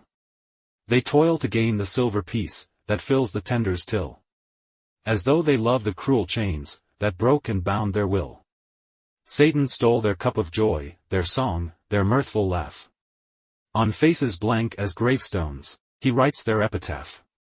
Life now to them, is but a gap, between a rueful birth, till demons from the chasm deep, shall usher them from earth. Their sorrows deepen with the dusk, and linger on till dawn. Their haunting cries disturb the night, travailing for their own. A black and cold horizon, my bits of blue sky gone, pushing through the crowded ways, yet ever so alone. The ones who'd proudly called me friend, in the better days I'd known, would leave a hurt as they passed by, known but to him alone. In darkened room, that night I cried, Lord I can stand no more, and wept till interrupted, by a knock upon my door. I rose to bid him enter, and found with no regret the gentle, loving thorn-crowned one, again, where two ways met. No words to paint the beauty of this transport of delight. 10,000 years I'd gladly toil, for one more equal sight. The pain of all the wandering years, wrought by my stubborn will, fled as he raised the nail-scarred hand, and whispered, "Peace, be still. Fear not," said he, "I've heard your cries, I've shared your load of care. 'Twas with a price I bought thee, child, your secrets are laid bare. For I alone could know your pain, when darkness closed thee in. When deep remorse would take its stand, to recompense thy sin. But from this hour I send thee forth, to those across the track. They too are mine, you know the way, now child you bring them back. Tell them of love, that knows no bounds, of one who bore their shame. Of how I wore the crown of thorns, that they might wear my name. From burnished pews they'll never hear, the story, old but true. 'Tis but from those, plucked from the fire. The ones that's been there too. Through tears I saw the flames of those, their doom, the fire beyond. But lo appeared the cross between, the work that love had done. In golden approbation, for the blessed work he'd begun. My soul longed for 10,000 tongues, to praise this matchless one. From all the spoils of life and fame, I'd beat a fast retreat. For just a place of sweet recluse, to sit low at his feet. Beyond the fondest hopes of men, who said 'twill never be. Beyond a mother's dreams and prayers, my Lord has taken me. A vessel stained and broken, with not a slight appeal. Now radiates a work of love, wrought on the potter's wheel. I would not trade an hour's walk, with this meek Nazarene. For earth's vain recognition, and all men's high esteem. For in that hour he called my name, this blessed one from above. I saw the gall of bitterness, concede the fight to love. No more I see the damning flask, the stench of rum is gone. But this one solemn charge remains, from here, you carry on. I looked once more, to see my Lord, from where those two ways met. I saw him not, but up ahead, stood Calvary's silhouette. Henry was so moved by it, that he called Ray and Catherine into the studio, where he interviewed them, and read several more of Ray's poems and songs, over the air. Old Salty by Ray Lindsey. A burly old seaman walked down to the sea, the wind in his misty gray hair. But the good harbormaster gently stopped him and said, "Son, today, you shouldn't go out there. There's a storm that is brewing, as fierce as they come, that your craft is too seaworn to bear. I've known you, and loved you, for so many years, and I'd sure hate to lose you out there." But the seaman replied, "I need no advice, I've sailed it again and again. I know every inch of the briny deep, from Singapore to Maine. They call me Old Salty, the man of the brine, and they all ask me about the sea. So it should be me that's telling you, instead of you telling me." The master then knew, it was of no use, that he should continue his plea. And sadly watched, as the old craft sailed, out to a merciless sea. He told his first mate to just go down below, till midnight, I'll stay at the helm. I'll steer around this squall that they fear, Old Salty won't be overwhelmed. But just before dusk, he narrowed his eyes, for the first time he feared for his life. For out of the watery wastes ahead, rose a blackness, you could cut with a knife. As long as he'd ridden the high rolling seas, and plowed through the surf and the foam. For the first time he knew, he should have obeyed, the good harbormaster back home. No craft could survive a tempest like this, no wind like this, ever did blow. The billows rose higher than the old craft could take, so it sank, to the fathoms below. Only a small piece of driftwood remained, for Salty to hold to for life. Then he looked up and cried, "Harbormaster, forgive, and help, in this hour of strife." And then the wind ceased, and the sea became calm, no more was the lashing foam. And far in the distance, the old seaman saw, the good harbor lights of home. So, if you're out there, on the high rolling seas, please carefully scan the foam. You might see an Old Salty, on some driftwood out there, trying to make it back home. Think it not strange. By Ray Lindsey. Think it not strange, when I bid thee to go, to the places that others would not. And wonder why greater results are not seen. But little one, hast thou forgot? It's not the results I'm requiring of you, I simply said, child, follow me. It's not you they reject when they turn you away, but child, they're rejecting me. Think it not strange, when to others you go, taking balm to their troubles and pain. When in your own temple, the saber returns, again, and then yet again. There's some that I lead, through the lush valleys, child, to enjoy milk, and honey's sweet flow. But the heat of the desert, they cannot survive, where so often, I bid thee to go. So think it not strange, that you bear in your frame, the marks they inflicted on me. The choice was not yours, but the choosing was mine, and little one, I've chosen thee. The wilderness call, comes only to those, the adversities never could beat. And if you lead others, through netherworld's flame, you too, must have been through the heat. Think it not strange, when you feel so alone, I too, was as lonely as thee. And thank you for staying, close to my side, as a partner, of Gethsemane. There are those who must walk, on the mountain tops high, and on paths, that are easy to tread. Not knowing they are kept, by the strength drawn from thee, in the valley, they all seem to dread. So think it not strange, that you're special to me, a firebrand that's plucked from the burning. With courage steel-born, and a face set like flint, with never a shadow of turning. A child of compassion, an envoy of love, who from me, thou shalt never estrange. If alone for these virtues, you're special to me. Then child, thou shalt not call it strange. The Littlest Flower. By Lindsey. On a gentle rolling incline, just outside the city's bounds, stands a mansion, massive, towering, over all that's in the town. A forbidding wall surrounds it, and the spacious grounds below. People pause in awe and wonder, what's inside they'd like to know. Guards are stationed, at each gate, of burnished gold and ornate pearl. Postern of the parted curtains, precious stones of onyx, beryl. They'll not allow an alien, or an uninvited guest. Only those that's master bidden, views the wonders of the blessed. Doors are pinioned, like no other, each lock in its perfect place. Unlocked only from the mansion, by a secret touch of grace. In the walls of purest jasper, lies a belt of verdant sheen. Colors envied by the rainbows, mortal eyes have never seen. Bowers hanging from the treetops, yet unseen by greedy man. Endless miles of pigmentation, cross this foliated span. Gardeners work, to keep them blooming, the master overpays their dues. To work this riot of color, and the spectrum of its hues. There's a crystal flowing river, none is like it, anywhere. That meanders through the garden, giving life to all that's there. But there beside the tranquil waters, that gives life to all that's born. The one who holds the key to knowledge, planted there, a stinging thorn. Man nor beast will not go near it, they all evade its piercing thrust. But the master said, don't ponder, I shall do that what I must. Now each morning at the sunrise, comes the master, staff in hand. Parts the thistle, sees a sight, to delight both God and man. There beneath the thorn and thistle, in its auditory place, beams a little flowering daisy, that lights up the master's face. Said the daisy to the master, I'm so glad you noticed me. There's many other ones that's larger, and not hard for you to see. Said the master to the daisy, before you ever grew, I made this vicious thorn bush, so not foot could trample you. I love the day, of smaller things, of those who never boast. That's why I come so often, and talk with you the most. It's true, my flower kingdom, is a court of many hues. The gardeners all work patiently, their colors to infuse. But each must have attention, of my gardeners every day. Else they will wither, and they'll die, and be cast out of the way. And then there's those who strive to grow luxuriant and tall. So when the viewers come, they'd see them, over one and all.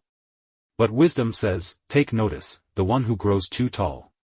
When toppling this one surely has the longest way to fall. So don't despise, the small thing day, those are Diablo's lies. He made a king of Saul, when he was little, in his own eyes. The big things fall the hardest, when they tumble to the ground. For a little stone, from a little sling, brought a mighty giant down. So be happy you're a daisy, and you're my very own. And he who lives in a house of glass, must never cast a stone. When other flowers need me, for problems not a few, they'll find me by the thorn bush, for I love to talk with you. After the broadcast, Henry and Susan invited Ray and Catherine to their home for dinner, and the four of them had a wonderful evening together. Henry gave Ray a cassette recording of the broadcast. Jenny still has the tape. Ray wrote several Christmas poems. This first one tells a sweet story from his imagination. I got just what I wanted for Christmas. By Lindsey. Oh, I got just what I wanted for Christmas last night, as I knelt by my bed to pray. When, like each night before, I asked the Master to send, our Daddy, back to us someday. I said, Lord, I don't want no toys or candy. Is there some way I can trade them back to you? For you to go and tell my precious Daddy that we want the kind of Christmas we once knew. It was from some thoughtless words that he departed. And no one knows just who was wrong or right. But the tears that coursed his cheeks still stings our memory. When he kissed us all and left, that Christmas night. Now each night we hear our mommy, sobbing softly, as she prays, Dear Lord, I'll gladly take the blame, if you'll just give us back the one that loved us. And let our joys of Christmas be the same. Then last night I knelt before the throne of Jesus, and reminded him 'twas Christmas Eve again, and was asking he watch o'er our darling Daddy, when I heard a tapping on my window pane. Then my wildest joys ran past imagination, for my eyes beheld the sight I longed to see. By my window sill, a gentle form, transparent, with my Daddy, that he'd brought back home to me. Then with screams of joy we threw our arms around him, as he said, Dear ones, this blissful hour is mine. But I have to stop, and thank the one who found me, and to thank him for the loving ties that bind. As I prayed last night, an angel stood beside me, and he told me just exactly what to do. He said, Rise, for I have come to take you to them. For the ones you love at home are praying too.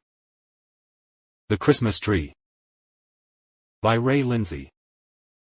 As I survey our wondrous land, and the beauty that one sees, I'm made to know, beyond a doubt, that only God made trees. He made the cedar, made the elm, he made the towering pine. He made the oak I played beneath, as a lad of 8 or 9. There's many others that he made, and named them one by one. Yes, he made another one, on which they nailed his son. No man-made snow or tinsel adorned this ill-famed tree, but colored by a crimson stream that he spilled there for me. Then there's a tree we see each year, bright lighted in the hall.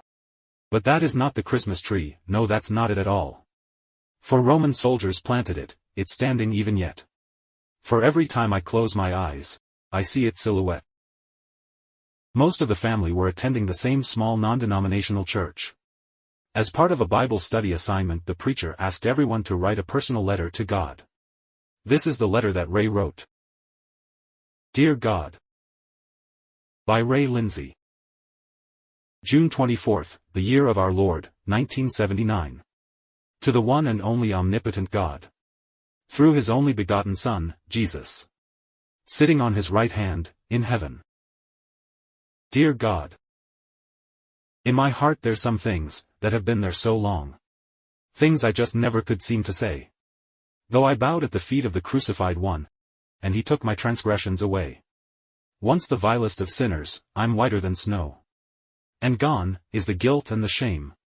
But I marvel today at how simple it was, just to kneel and repent in his name. But the yesterday scenes flash back now and then, and my hell-born life comes back to view. And I cannot understand why this just one should pay, and acquit me of debt and of due. Then I reach and take hold of this book called the Word, and I read of the Lamb that was slain. From the world's foundation you gave him away, and Calvary accomplished the pain. I was there in the courtroom of Pilate that day, and I joined them to say, Crucify. For he's an impostor, we know he's no king. For this crime, he surely should die. I helped them arrange the crown on his head. That was made up of thistle and thorn. And I cried, It's Barabbas we want to go free, this man should have never been born. To the crest of Golgotha, I followed the horde, and laid him prostrate on the tree. In the hands and the feet of the sacrifice lamb. The nails, God, were driven by me. Between heaven and earth, we lifted him up, knowing not you ordained this to be. The Gospel of John says, If I'm lifted up, I'll draw all men unto me. Then, as we cast lots, for the robe that he wore, a robe, without blemish or seam, looking oft at the flow, as it coursed down the tree, a bright crimson life-giving stream, we knew in our hearts, there had been a mistake, as he cried out, Dear God, unto you. There'd not be a Calvary, if it weren't for them. Forgive. They know not what they do. It's finished, he cried, and now I commend, dear Father, my spirit to you. The plan of salvation is what he spoke of, and today the great plan still holds true. The veil of the temple burst asunder that day, and darkness spread over the sod. The soldier proclaimed, of a truth now I know. This man was the true Son of God. And so God, today, I'm as guilty as sin. Except for the blood of the Lamb. That washed me and changed me, from all that I was, to the child of the Lord that I am. For there is no good thing residing in me, except by his mercy and grace. It's death I deserve, but thanks for the one who lovingly went in my place. There's been so many times that I've fallen aside, since I first laid my hands to the plow. It seems I can never repent quite enough. That's why I'm writing you now. If there's ever a day that I fail to renew my pledge of allegiance to you, then take up this note, and read it, dear Lord, and see what I'm wanting to do. I long to portray an image of him, the one who has loved me the most. To be filled, and be charged, each moment I live, with his Spirit, the Holy Ghost. To lift up the wounded that fell by the way, and to pour in the oil and the wine. If he has no cloak to ward off the cold, then Lord, that I'd give him mine. And then for the ones who faithfully stayed through the years of ruin and decay. And they'd always mention my need to you, God, each time they would kneel down to pray. I'm writing to ask you to stay by their side. When trouble comes, they're not alone. And for every blessing they sent to my life, that it will come back to their own. Amen. Chapter 14. The Contest. In 1986, Jenny noticed an ad in the TV guide for a contest by the World of Poetry. Entries had to follow their specs of a certain amount of lines, etc. Looking through his poems, she found one that met the qualifications, so she submitted it. It was titled, My Very Best Days. My Very Best Days. By Lindsey. The very best days of all my life were spent in the arms of another man's wife. When her husband would leave for his work every day, I'd rush from my waiting place, not far away. And though he was good, and dear to her heart, she said she would leave him, before we should part. I was lost in pure rapture as I'd lay on her breast, and she'd start to undress me, well, you know the rest. And with tender caresses, none other could share, we'd shut out the world, dismissing its care. But don't start surmising, one way or the other, for I was just two, and the girl was my mother. They awarded him the very coveted Silver Poet Award, and wanted him to attend the televised ceremony to read his poem, and be presented with his award. The prestigious show featured celebrities, such as Vincent Price, and Maya Angelou. Unfortunately, before Ray could make the arrangements to attend, he had a heart attack, and had to undergo open-heart surgery. When Ray wasn't on the road, he and Catherine always had a houseful. They were both excellent cooks, and loved to prepare huge meals for the entire family. Very often, friends, both locally and out of state, visited. It seemed like every poor evangelist that came through town ended up at their house. Ray and Catherine always fed them, and gave them offerings of money, to help in the Lord's work. Ray usually outfitted their families with shoes also. He was soft-hearted, and much more generous than most people. He would actually give until it hurt. Friends were important to Ray. Chapter 15. The Companion. The Gift of a Friend. By Lindsey. Where do you go, when the roads are all closed, to the place you are seeking to find? And there is no map, for the place don't exist, except in the heart and the mind. But to you it is real, and the inner man cries, till I've found it, the search cannot end. When you've prayed through the night, and the heavens seem brass, then you knock on the door of a friend. There's fire in your heart, and the passion runs wild, but who, Lord, could ever be told? They'd think I was flying on wings made of straw, if I told them what raged in my soul. There's a conquest I see, that is made for the strong, that threatens the wastelands of sin. As I give him one hand, to implead for his strength, the other hand's held by my friend. Where do you go, when the last door's been closed, when your need can't be met with earth's gold? And no one can spare you a moment to hear your story that needs to be told. A tribunal hour, and your honor is slain, for the lack of just one to defend. Unbeckoned she's there, to hold up my hands, she knows it, when we need a friend. What do you feel, when you kneel down in prayer? And what are some words that I say? Most often we say, Lord, forgive us our debts, and give us our bread, day by day. And then I must thank him, for Calvary's stream, the greatest of gifts unto men. But then there's a gift, that's far from the least, the gift of a wonderful friend. A Friend by Ray Lindsey. When in my frail ship, and I'm tossed in life's sea, and I see the great billows rise high, I throw out the lifeline, and cry SOS, there's always a friend that is nigh. This one's strong enough, to know when I'm weak, and they know what makes the bow bend. They won't judge too harshly, but reach out a hand, like the hand, of my best friend. The wealth of the world, has escaped our grasp, we seek its return not again. But the enduring values, now rather we seek, the love and respect of a friend. So as life's shadows deepen, and deep purple falls, and Jordan's tide ebbs closer by, we pray, dear dear friend, we hope that we'll meet, somewhere in the sweet by and by. So dear child of his love, why worry and fret, about things you think you should do? It's the dying, not doing, that brings forth the fruit, and all that he wants, is just you. So thank you for being the friend that you are, stay as you are dear, till the end. We're richer, by having you with us this far, so thank you, for being our friend. How do you tell a friend? By Ray Lindsey. Just how do you go about telling a friend, the things that you want them to know? For Webster ran out of the words that I need, to express or to tell it just so. You can write to a sweetheart, and say many things, little nothings that vanish and end. Little things that are fickle, and not from the heart, but you just can't do that to a friend.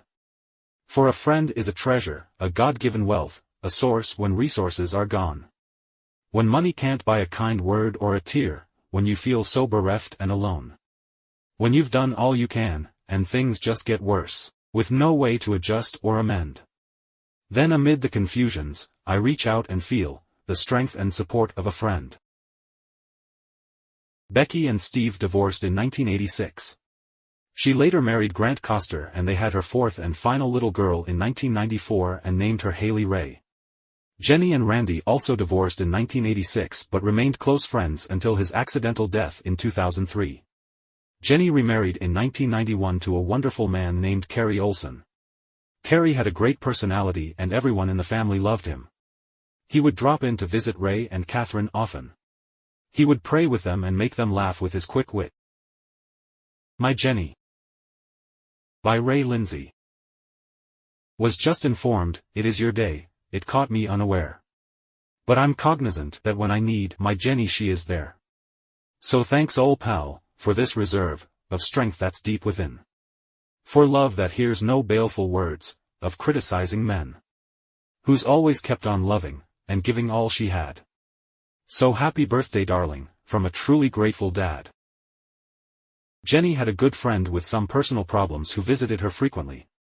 Ray was acquainted with her and although he did not know the details of her problems, he was intuitive and sensed the sadness in her. He wrote this poem for her. The Little Sheep. By Ray Lindsey. The little sheep, left the comforting fold, the fold of the 99. For she had missed Jenny, her lifelong friend, and I will seek her until I shall find. She's a good friend, and I love her so dearly, and she doesn't know I'm out here alone. Or else she would seek for me also, when I've lost my way back home. She's such a great comfort in sorrow. I bring all my burdens her way. With an adept hand, like no other, she gently shoos them away. She thought to herself, oh how foolish. I would not be up here today. But I sought for my friend, and they told me, they thought she had come up this way. Darkness and cold overtook her. Harsh winds were chilling her spine. To add to her woes and her sorrows, she was caught in entangling vine. The wolf cry was now getting closer, it seemed that her hope was all gone. She thought how this was the first time that she had been left all alone. Then in the dark shadows below her, a voice so familiar broke through. For all the times that she sought for Jenny, her Jenny was seeking her too. When Catherine's brother Noel died, Ray wrote this poem, which was read at his funeral. He's Not Really Gone. By Ray Lindsey. He's not really gone, was the first thought that came, when they said he had spanned the great tide. When a gentle hand beckoned, "Come up hither my child, I have need of you here by my side. I have called you from earth, you have finished your course, I am pleased with the race you have run. And now there's a crown that is held out to you, in the hands of the crucified one." So he's not really gone, though we see him no more, and there'll be hours when hearts almost bleed. But he left us his wisdom, and limitless love, to draw from in hours of need. He seldom was heard, except to defend, though masterful, never was proud. If you should seek him, he most likely would be, with the humblest soul in the crowd. Though a much wit, he could walk with the great, but he rather chose things that were small. And the skill he displayed, was seeing a need, and secretly giving his all. And if I should ask, a remembrance of him, just give me the boots that he used. I'll follow him soon, and I'd sure like to walk, the rest of the way in his shoes. People just naturally gravitated to Ray. He had the greatest sense of humor. He wrote some hilarious poems. The Ornery Cat, by Ray Lindsey. Old Jake and Old Ty had an ornery cat that left a brown spot wherever he sat. And so for some things, like a this and a that, he wasn't the world's most wanted cat. He'd prowl the whole place when he went on the roam, there was just nothing private that he'd leave alone. He'd eat everything that wasn't nailed down, he knew the choice garbage cans all over town. He'd eat the choice stuff, and scatter the rest. Been shot at so much, he wore a bulletproof vest. The neighbors got riled, that's saying the least, and so they went after this pestilent beast. The cat got the message, said I'm quittin' the roam. Guess it's high time I was headin' for home. Said I'll beach my craft, on a more peaceful shore, I can see I'm not welcome out here anymore. My prowlin' is over, my roamin' is done, I'm headin' for South Street, number 701. For a while I'll stay cool, and not wander from hence. I'll send out appeals, here from my own fence. So atop his own post, he'd beat on his chest, sayin', come over here girls, I'm really the best. And throughout the night, he'd beller and bawl, there was simply no sleep around there at all. Then Randy got up, said enough is enough. I'm showing this feline how to really get tough. With a corn cob in hand, his project in mind, called for a bottle of pure turpentine. He grabbed poor old Tom by the nape of the neck. Said you wanted hot stuff, well you're getting it by heck. So Tom started pleading, sir you shouldn't do that. This is no way to treat a dignified cat. With his head tween his legs, he raised up his tail, and applied the massage that never has failed. He rubbed and he scrubbed, till the blood started through, sayin', this oughta make a good send-off for you. The cat thought my gosh, if he'd just put me down, I'd be the most peace-lovin' cat in this town. But I know he'll not do it, I can spell out my doom. The thing I'll soon need, is a whole lot of room. There's some words I'd send up, if a tomcat could pray. Like don't let my other 8 lives be this way. He heard the cork pop, and he knew it was time. That he would be gettin' some pure turpentine. Randy dashed on the spirits, on the place old Tom sat. There was never a sound like come from that cat. Like a bullet he shot, toward the latch door, and needless to say it's not there anymore. So our story ends here, he was found the next day. Sitting in a brooklet, 10 counties away. Now you've heard about speed, of this and of that. But there's nothing as fast as a turpentined cat. The Lord Talks to Righteous Rosie, by Ray Lindsey. I didn't see you when you came to church the other day. Though it's reported you were there, and had a lot to say. They said as usual, you arose, up first to testify. And spoke about 5,000 words, 4,000 of them I didn't see your righteous robe, that almost touched the floor. Though you made sure most folk would see, because you blocked the door. I didn't see your hairdo, that folk can't criticize. Tied in a knot, so tight behind, you couldn't blink your eyes. I didn't see your offering, $1.29. Dropped in the offering plate that morn, a penny at a time. And how you held them way up high, so when they hit the pan, they'd sound like big $half, falling from your hand. In fact, I didn't look for you, I search for that's real. For broken vessels, seeking, the humble potter's wheel.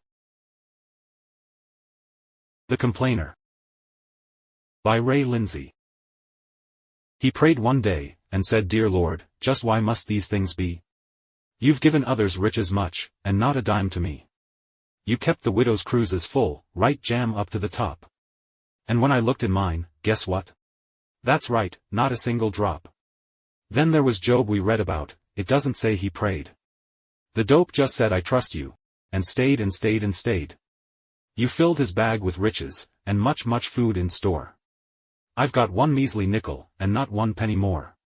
You gave him cattle, camels, sheep, and filled his barns with grain. I've got 2 stalks of corn to die, if you don't send some rain. 1,000 asses, roamed his hills, to brighten up his life. There's 3 around my fireplace, a daughter, son and wife. They're belly-aching all the time, so hungry you can't fill 'em. And if it wasn't wrong, dear Lord, oh how I'd like to kill 'em. Oh yes, this flock of mine, dear Lord, are brazen, and they're bold. They yell, come build a fire, old man, you see we're getting cold. Then there was Solomon of old. Boy, did he have a ball. With 1,000 wives and concubines, a-prancin' down his hall. Now should you give me this, O Lord, it couldn't come too soon. I'm getting tired of looking at this one old dried-up prune. Then Lord, if you should give me this, I'd ever sound the news. Yes, I'd be preachin' even now, if they'd stay in their pews. For Lord, there's corns on both knees. There's sackcloth on my head. The master only faintly smiled, and whispered back, and said, Now son, as for the widow's oil, she used it for my aim. To feed my prophets that came by, yes, every one that came. Now should I give to you this oil, I'd miss my aim by far. I fear you'd use my precious oil, in a battered worn-out car. And as for Job my prophet, oh yes, I made him fat. He prayed, but used more time for praise, and son, that's where it sat. The cattle, gold, the asses. It's true, I gave him this. But keep the ones you've got, until you cease to pray amiss. And Solomon, as you complained, about his lavish store, asked only for some wisdom, and not one tittle more. To judge between his people one, and make decisions wise. To bind his people, one and all to righteous, sinless ties. And there's the wives and concubines, they praised, and nothing more. I didn't say he knew them all, or closed their boudoir door. I never one time did suggest he made their lustful rounds. But you'd stay in the bedroom, till you wouldn't weigh 10 pounds. So rise up from your envy, son. Make more corns, if you must. My riches come to those with whom, my riches I can trust. Entomb no hatred in your heart, cast out the things you feel. Stay on your corns, and pray and praise, you're on the potter's wheel. On Catherine's birthday in 1976, Ray went to buy her a birthday card. But when he got home he realized he had accidentally picked up an Easter card. So in Ray's funny sense of humor, he continued the confusion of the gift card selection, writing this poem on the back of the card. Confused. By Ray Lindsey. Dear friend. Don't know if you remember me, I think my name is Joe. But check your driver's license, that's it, I almost know. This card may come a little late, nowadays things move so fast. Don't know if it's for Christmas next, or maybe Christmas last. I didn't know that you were sick, it hit me rather hard. But I'm sending you some fireworks, as I didn't have a card. I'm sorry I forgot your name, it happens each new year. But you've got big eyes and run real fast, so I'll just call you dear. So while you're eating turkey, on this July 4th today, thank God that Richard Nixon crossed the Delaware to stay. So here's congratulations, and your new arrived we bless. But at your age, I'd say my dear you'd better take up chess. I hope your wedding's fine, and life is filled with mirth and song, and not like mine, when I stared at a shotgun 10 feet long. So when you've read this note, dear, please send it back to me. And when you graduate again, I'll send it back to thee. Valentine's Day was always special for them. Sometimes it was romantic, but then there were times that his humor just had to show up, like in 1974 when he wrote Cupid. By Ray Lindsey. Some 33 years ago, somewhere round 41. I think is when this business of St. Valentine's begun. There was this girl named Kathy, who made this little dart. And hired this guy called Cupid, to plunge it through my heart. She told him he must not relent, if I began to squirm. She said, now Cupid, get this straight, I mean to have this worm. Remember all the other ones, we almost got, but lost? Though this one's stupid looking, get him at any cost. She then took Cupid's arrow, to her bewitching room. And dipped it in the potions, that signed and sealed my doom. She dipped it first in loveliness, of which she has to spare. I've soaked it up nigh 40 years, guess I've done had my share. She dipped it next, in womanhood, she knows how to appease. Her fervent kisses, made my tongue hang plumb down to my knees. Alluring charms then led me, to this question that I popped. I said I do, 'bout 40 times, ere they could get me stopped. So I conceded victory, to their conspiracy. It worked for them, in bygone days, but now it works for me. She's pretty, yet though silver, has now replaced the gold. The years just made her lovelier, while they just made me old. And since my prowess faded some, she's closed the boudoir door. And in the bedroom chase, it's hard to catch her any more. But I'm the one who's laughing. You see I win again. For if I caught her, heaven help me, what would I do then? But Cupid, I'm so glad you won, I have not one regret. Though 33 years have gone, I'm still excited yet. So win or lose, I'm way out front, whatever goes is fine. You played this game right in my hands, I love my Valentine. Always, Daddy. And in 1986 he wrote, To My Valentine. By Ray Lindsey. I met her at the welfare place, in 1941. And right away, she said, oh boy, your Roman days is done. She grabbed me by my bestest ear, just like I was a mouse, and said I've got some plans for you, and drugged me to her house. We went in through her parlor, but never even sat. She said, my dear, love starts in here, but this ain't where it sat. She kicked me to her bedroom, I said now that ain't fair. She said Jess shut your prune-like mouth, and get yourself in there. She throwed covers on the floor, I asked now what's that for? She said that's just the quickest way, to get acquainted sir. I said I've been a real good boy, ain't never done no wrong. She said you might can say that now, but it won't be for long. She grabbed my poor defenseless frame, and throwed me on her pad. And gave this boy some lessons, like he ain't never had. And at this point if you don't mind, I'd just like to infer, no octopussy ever had, as many arms as her. I pleaded madam, if you will, let's try to play this fair, I'd like to come up now and then, for just a little air. She said if air is what you want, then air is what you've got. It's air you gonna cooperate, or buddy, air you not? This started in 'bout noontime, and lasted through the night. The 40 pounds I lost left me, too weak to make my flight. She lifted me next mornin', just for a brief release. And said we're goin' straight from here, to the justice of a peace. Epilogue. Now, you've heard this malarkey friends, and know that it ain't so. She's gentle as a newborn lamb, and purer than the snow. She's been right there, through thick and thin, stuck faster than epoxy. And if I'd choose some lewd romance, 'twould have to be by proxy. And one more statement, for I go, on this, just stake your life. That I'm the one remaining man, who has a virgin wife. So roses won't be red my dear, and violets won't be blue. And sugar won't be sweet at all, when I stop loving you. Ray was always looking for ways to make money. One summer he learned about a huge flea market that was held annually in South Texas. He and Catherine, along with Sandy and Art, decided it would be profitable to rent a space in it to sell shoes. So they took a truckload of surplus shoes and set up shop in the gigantic outdoor flea market. There were stalls with people selling everything you can imagine. The stall they rented happened to be right next to some Mexican musicians who were selling cassette tapes of their latest song.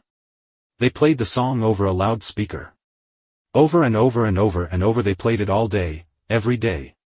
Ray, Catherine, Sandy and Art were so sick and tired of hearing it, they could have probably heard it in their sleep.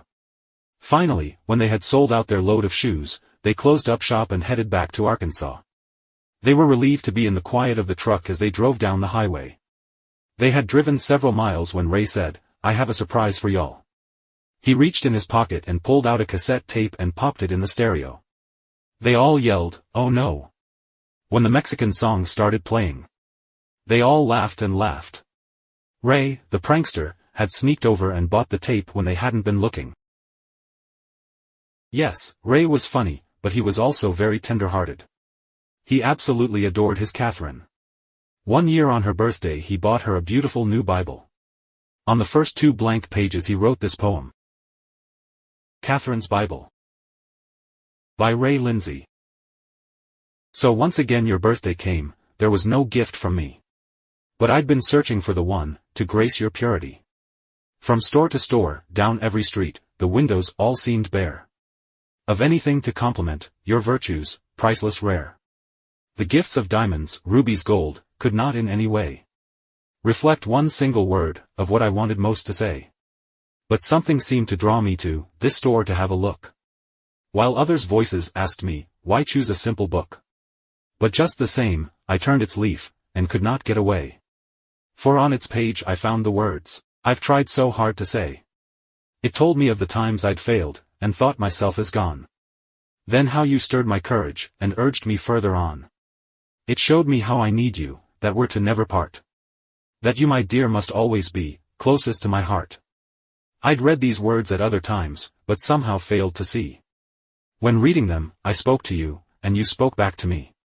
To thank you for the wife you've been, I could not, though I tried. But they're in here, please read them dear, you'll find them all inside. So happy birthday darling, and as you read it through, take all the dearest things it says, as words from me to you. To my lovely wife. By Ray Lindsey. If you think this one's easy, I beg you have a try. For this one reason devil, give her the answer why. In all the past relentless years, her tears flowed in a stream. While she cried out each day, dear Lord, where is our cherished dream? Give her one reason for the nights, when loneliness increased. And though her prayers went on, your torture never ceased. Just why did you commensurate her faithfulness with pain? Remorseful wells of sorrow flowed, again, and yet again. Just why her golden purpose was thwarted o'er and o'er. And though her heart was stainless, defeats came more and more. And while her faith, undaunted, held on to God each day, you sneered and told her that the plan had all been thrown away. You told her that I didn't care, that hope for me was gone. That if she didn't quit the ship, that she'd be left alone. You told her that my heart was turned to adamanted stone. Instead of saying that I sought for some way to atone. And while my soul was writhing in your pools of liquid hell, I longed to be near her pure heart. These things you didn't tell. You didn't say he loves you, the truth you can't endure. You didn't say her heart is right, her mind is clean and pure. You didn't tell her of the dear and precious things she'd done.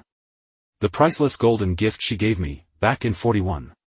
Of all the gleeful, happy hours, back in those tender years. Didn't have much wealth of earth, but neither had we tears.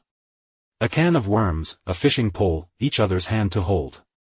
And love to shut the world outside, was priceless more than gold. How easy, oh how easy, I could wish those days again. But I dare not because there still would have to follow pain. For it was in the furnace of affliction that he chose 2 firebrands from the burning, to bear freedom unto those who would never find it, in cathedral's polished pew. But just through those plucked from the fire, the ones that's been there too. So see no other one could e'er have borne one tiny part of all the sorrow that's gone through this precious jeweled heart. Eons ago, the Lord chose her to help me bear the pain. Today I'd make the self-same choice 10,000 times again. So Satan, we're not ignorant, we had this line to cross. The Lord just used your furnace to burn out all the dross. Today I serve you notice that all your fiendish plot has gone up in the flames of love from God's refining pot. For Jesus came to me and said, it is enough, you've tried. Though many times my child you failed, you never have denied. For every mountain you've gone o'er, there'll be a velvet plain. The things you too have suffered, you'll never feel again. So now, for all your venom darts, that's pierced her through and through. Satan, take my word for it, 'twill sure be costing you. Your day is done, we'll hear you beg, to go back to the swine. While this dear girl is riding free, atop cloud number 9. The day you said I do, sweetheart, you were my heart's desire. Today it's stronger, richer dear, since you've gone through the fire. So may the annals, all record, in heaven's courts above, that God has given me, for you, unprecedented love. So thank you for each moment dear, of pleasure that we had. Thank you for each child you gave, an undeserving dad. The circumstance that separates, brings lonely hours of pain. Someday, like you, they'll understand, when we shall meet again. The hours of light are fading, the pen I must forestall. But unto him who loves you, I commit you, one and all. There is no gulf between us dear, no separating line. Hold out your hand, for I'm right there, your hand still just fits mine. So many things that could be said, this story's far from done. I'll use the rest to reminisce, of 1941. I loved you then, I love you now, time leaves not much to do. But I should like to use it all, in making up to you. On Mother's Day in 1978 he wrote this one. Happy Mother's Day, Catherine. By Ray Lindsey. In the year of 41, when our youth had just begun, I exchanged some vows I never shall regret. Mid privation's toil and strife, with the jewel of my life, I revere the memory of them, even yet. Through the years that's come and gone, she's been left so much alone, no one knows the mental anguish that she bore. Through the years of ruin and loss, considered not the awful cost, gave me lovely daughters 1, 2, 3 and 4. Through the cankerworm and thorn, was this nuptial union born, she stood with me through times of thick and thin. She would mock Diablo's curse, said 'twas for better or for worse, he'll be free someday, from your wasteland of sin. Now that the evil hour has flown, and salvation's joy I've known, I lift my heart in praise each time we meet. Now I openly infer, the lamp that guided me to her, that night was fastened to an angel's feet. And so, on this Mother's Day, I in veneration say, they're heaven's envoy in this land of sin and night. When there's no place left to fall, and they hear our faintest call, they stay till woes are changed for pure delight. They don't scold our base desires, they just put them in God's fires, on the glowing embers of the Savior's hearth. Then they pray and wait until the Master bids the storm be still. That's why I say that mothers are the wealth of earth. Nita, Sandy, Jenny, and Becky threw a big party at Nita's home for Ray and Catherine's 40th wedding anniversary. Ray wrote and read this poem at the celebration. Our 40th Wedding Anniversary. By Ray Lindsey. When I woke up this morning, the thought hit me hard, and I said, see Catherine, what you have done. There has been an incessant chain of events, you started, back in 41. But when I reflect back to the crowns of the past, there ain't nothing that's been out of place. When I wasn't looking, you secretly drew our life's plans with effortless grace. For when passions ran wild, like a stream down a mount, and our future was at my command, each conquest stood waiting my beckoning call, for the trump cards were held in my hand. I thought that no challenge exceeded my force, my confidence soared as a kite. For with you at my side, to bolster my plan, was a twosome of unequaled might. But a carpenter's son tapped my shoulder one day, and said, son, you're doing it all wrong. For the meek shall inherit the things that you seek. And the humble are also the strong. And riches consist not in things you can see, not in things of a temporal base, such as silver and gold, and houses and lands, and a man-given, prestigious place. For riches are bound in the soul of a man, and in things that shall never endure. For moth and rust shall never corrupt the things that are steadfast and sure. So as Solomon pled, give me wisdom O God, this too was my plea and my call. For the rich and the poor will all meet someday, and the Lord is maker of all. Now you should have been there, on my enthronement day. The day fortune emptied its horn. A smutty-faced king, in rapturous tears, that's the day that Nita was born. There followed 3 more, and they're every one queens, for they each have a king of their own. With 11 more duplicates, I've anointed them all, as heirs, to their DD's throne. There are so many more, and I won't name them all, who stayed there, through thick and through thin. Who held up my hands through the cankerworm years, with a faith that I'd come back again. So I'm not forgetting the first one of you, who stayed and stayed and stayed. For a dear mom who's pushing the century mark, who prayed and prayed and prayed.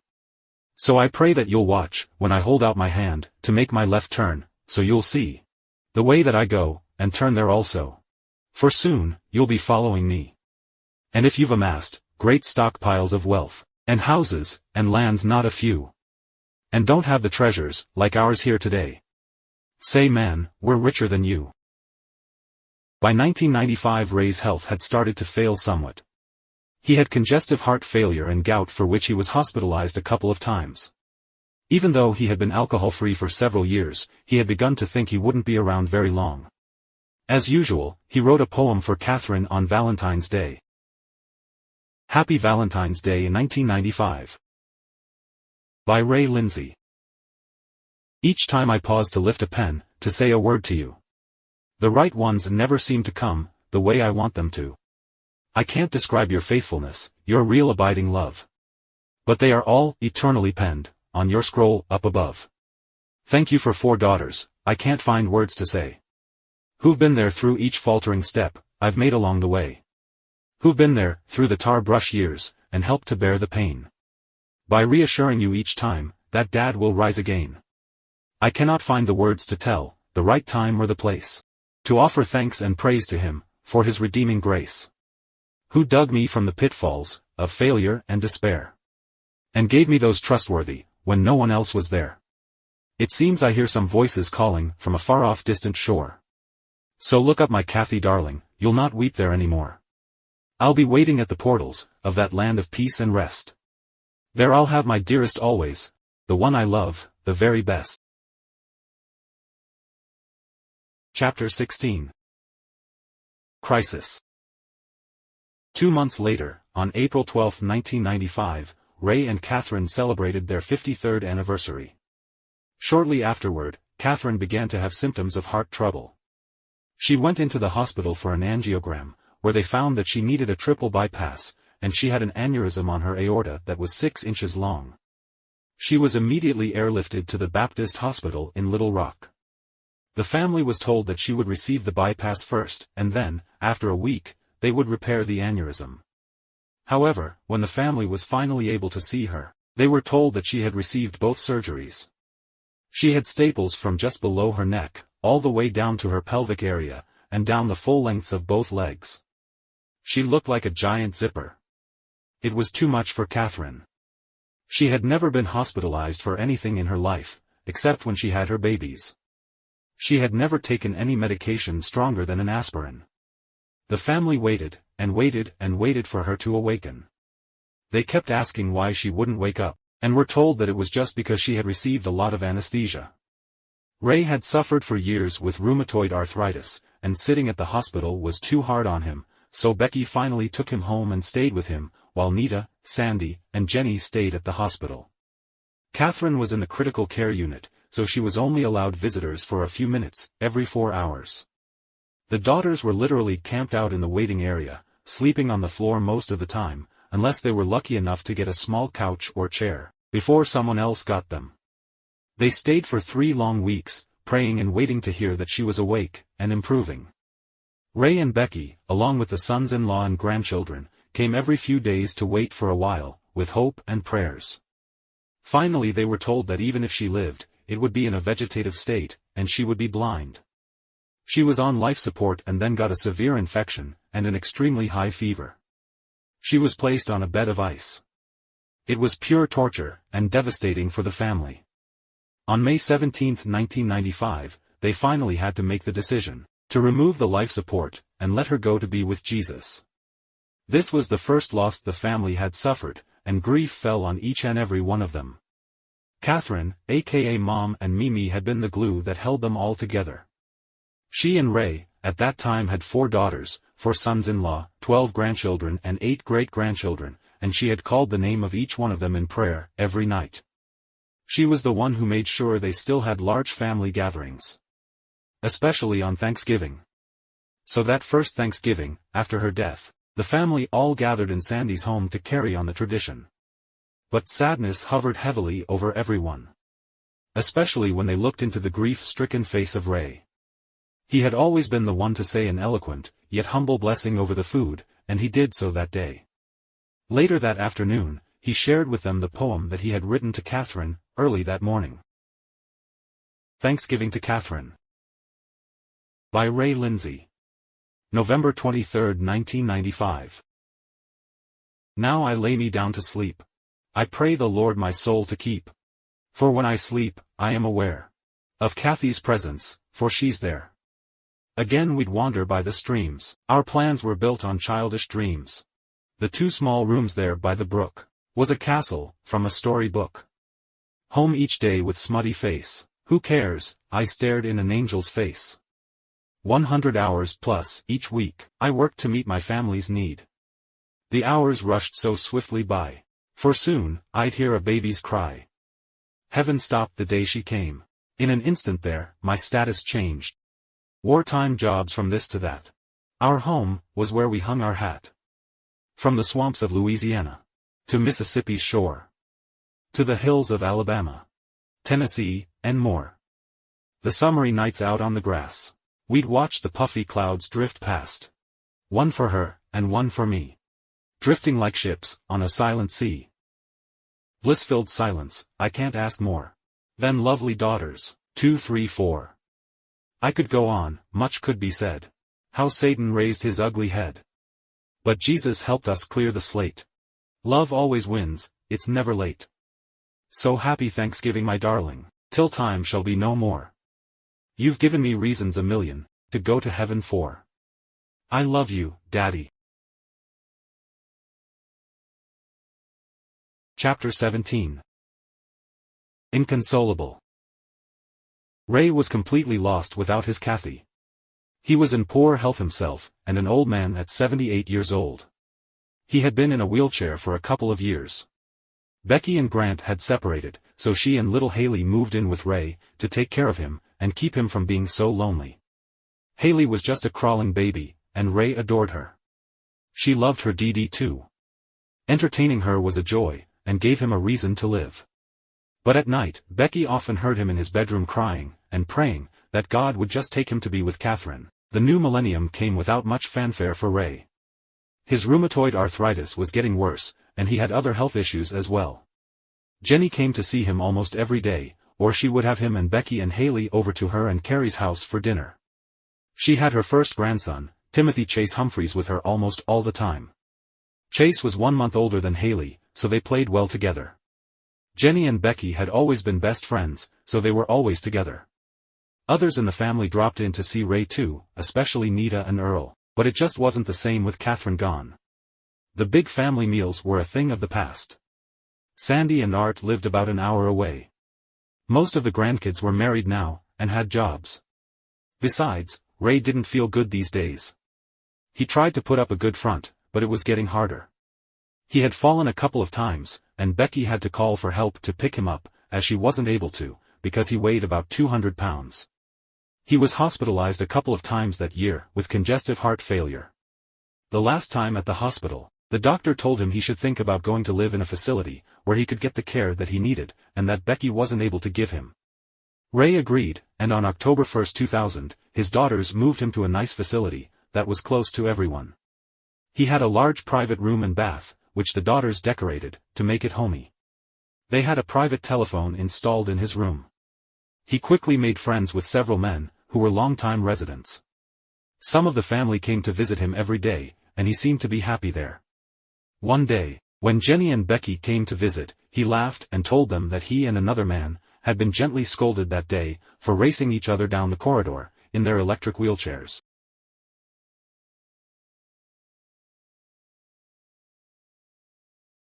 Chapter 18. Called home. On December 22, the facility had a Christmas party for the residents, and they all received gifts from the staff. After the party that evening, Ray went around to the different friends he had made there, and gave away all of his gifts. The next morning he was awake at 6 o'clock, and in a good mood, when a nurse made her rounds. When he didn't join everyone for breakfast, as he usually did, she went to check on him, and found him in bed, with a smile on his face. He had gone to heaven, to be with his beloved Catherine.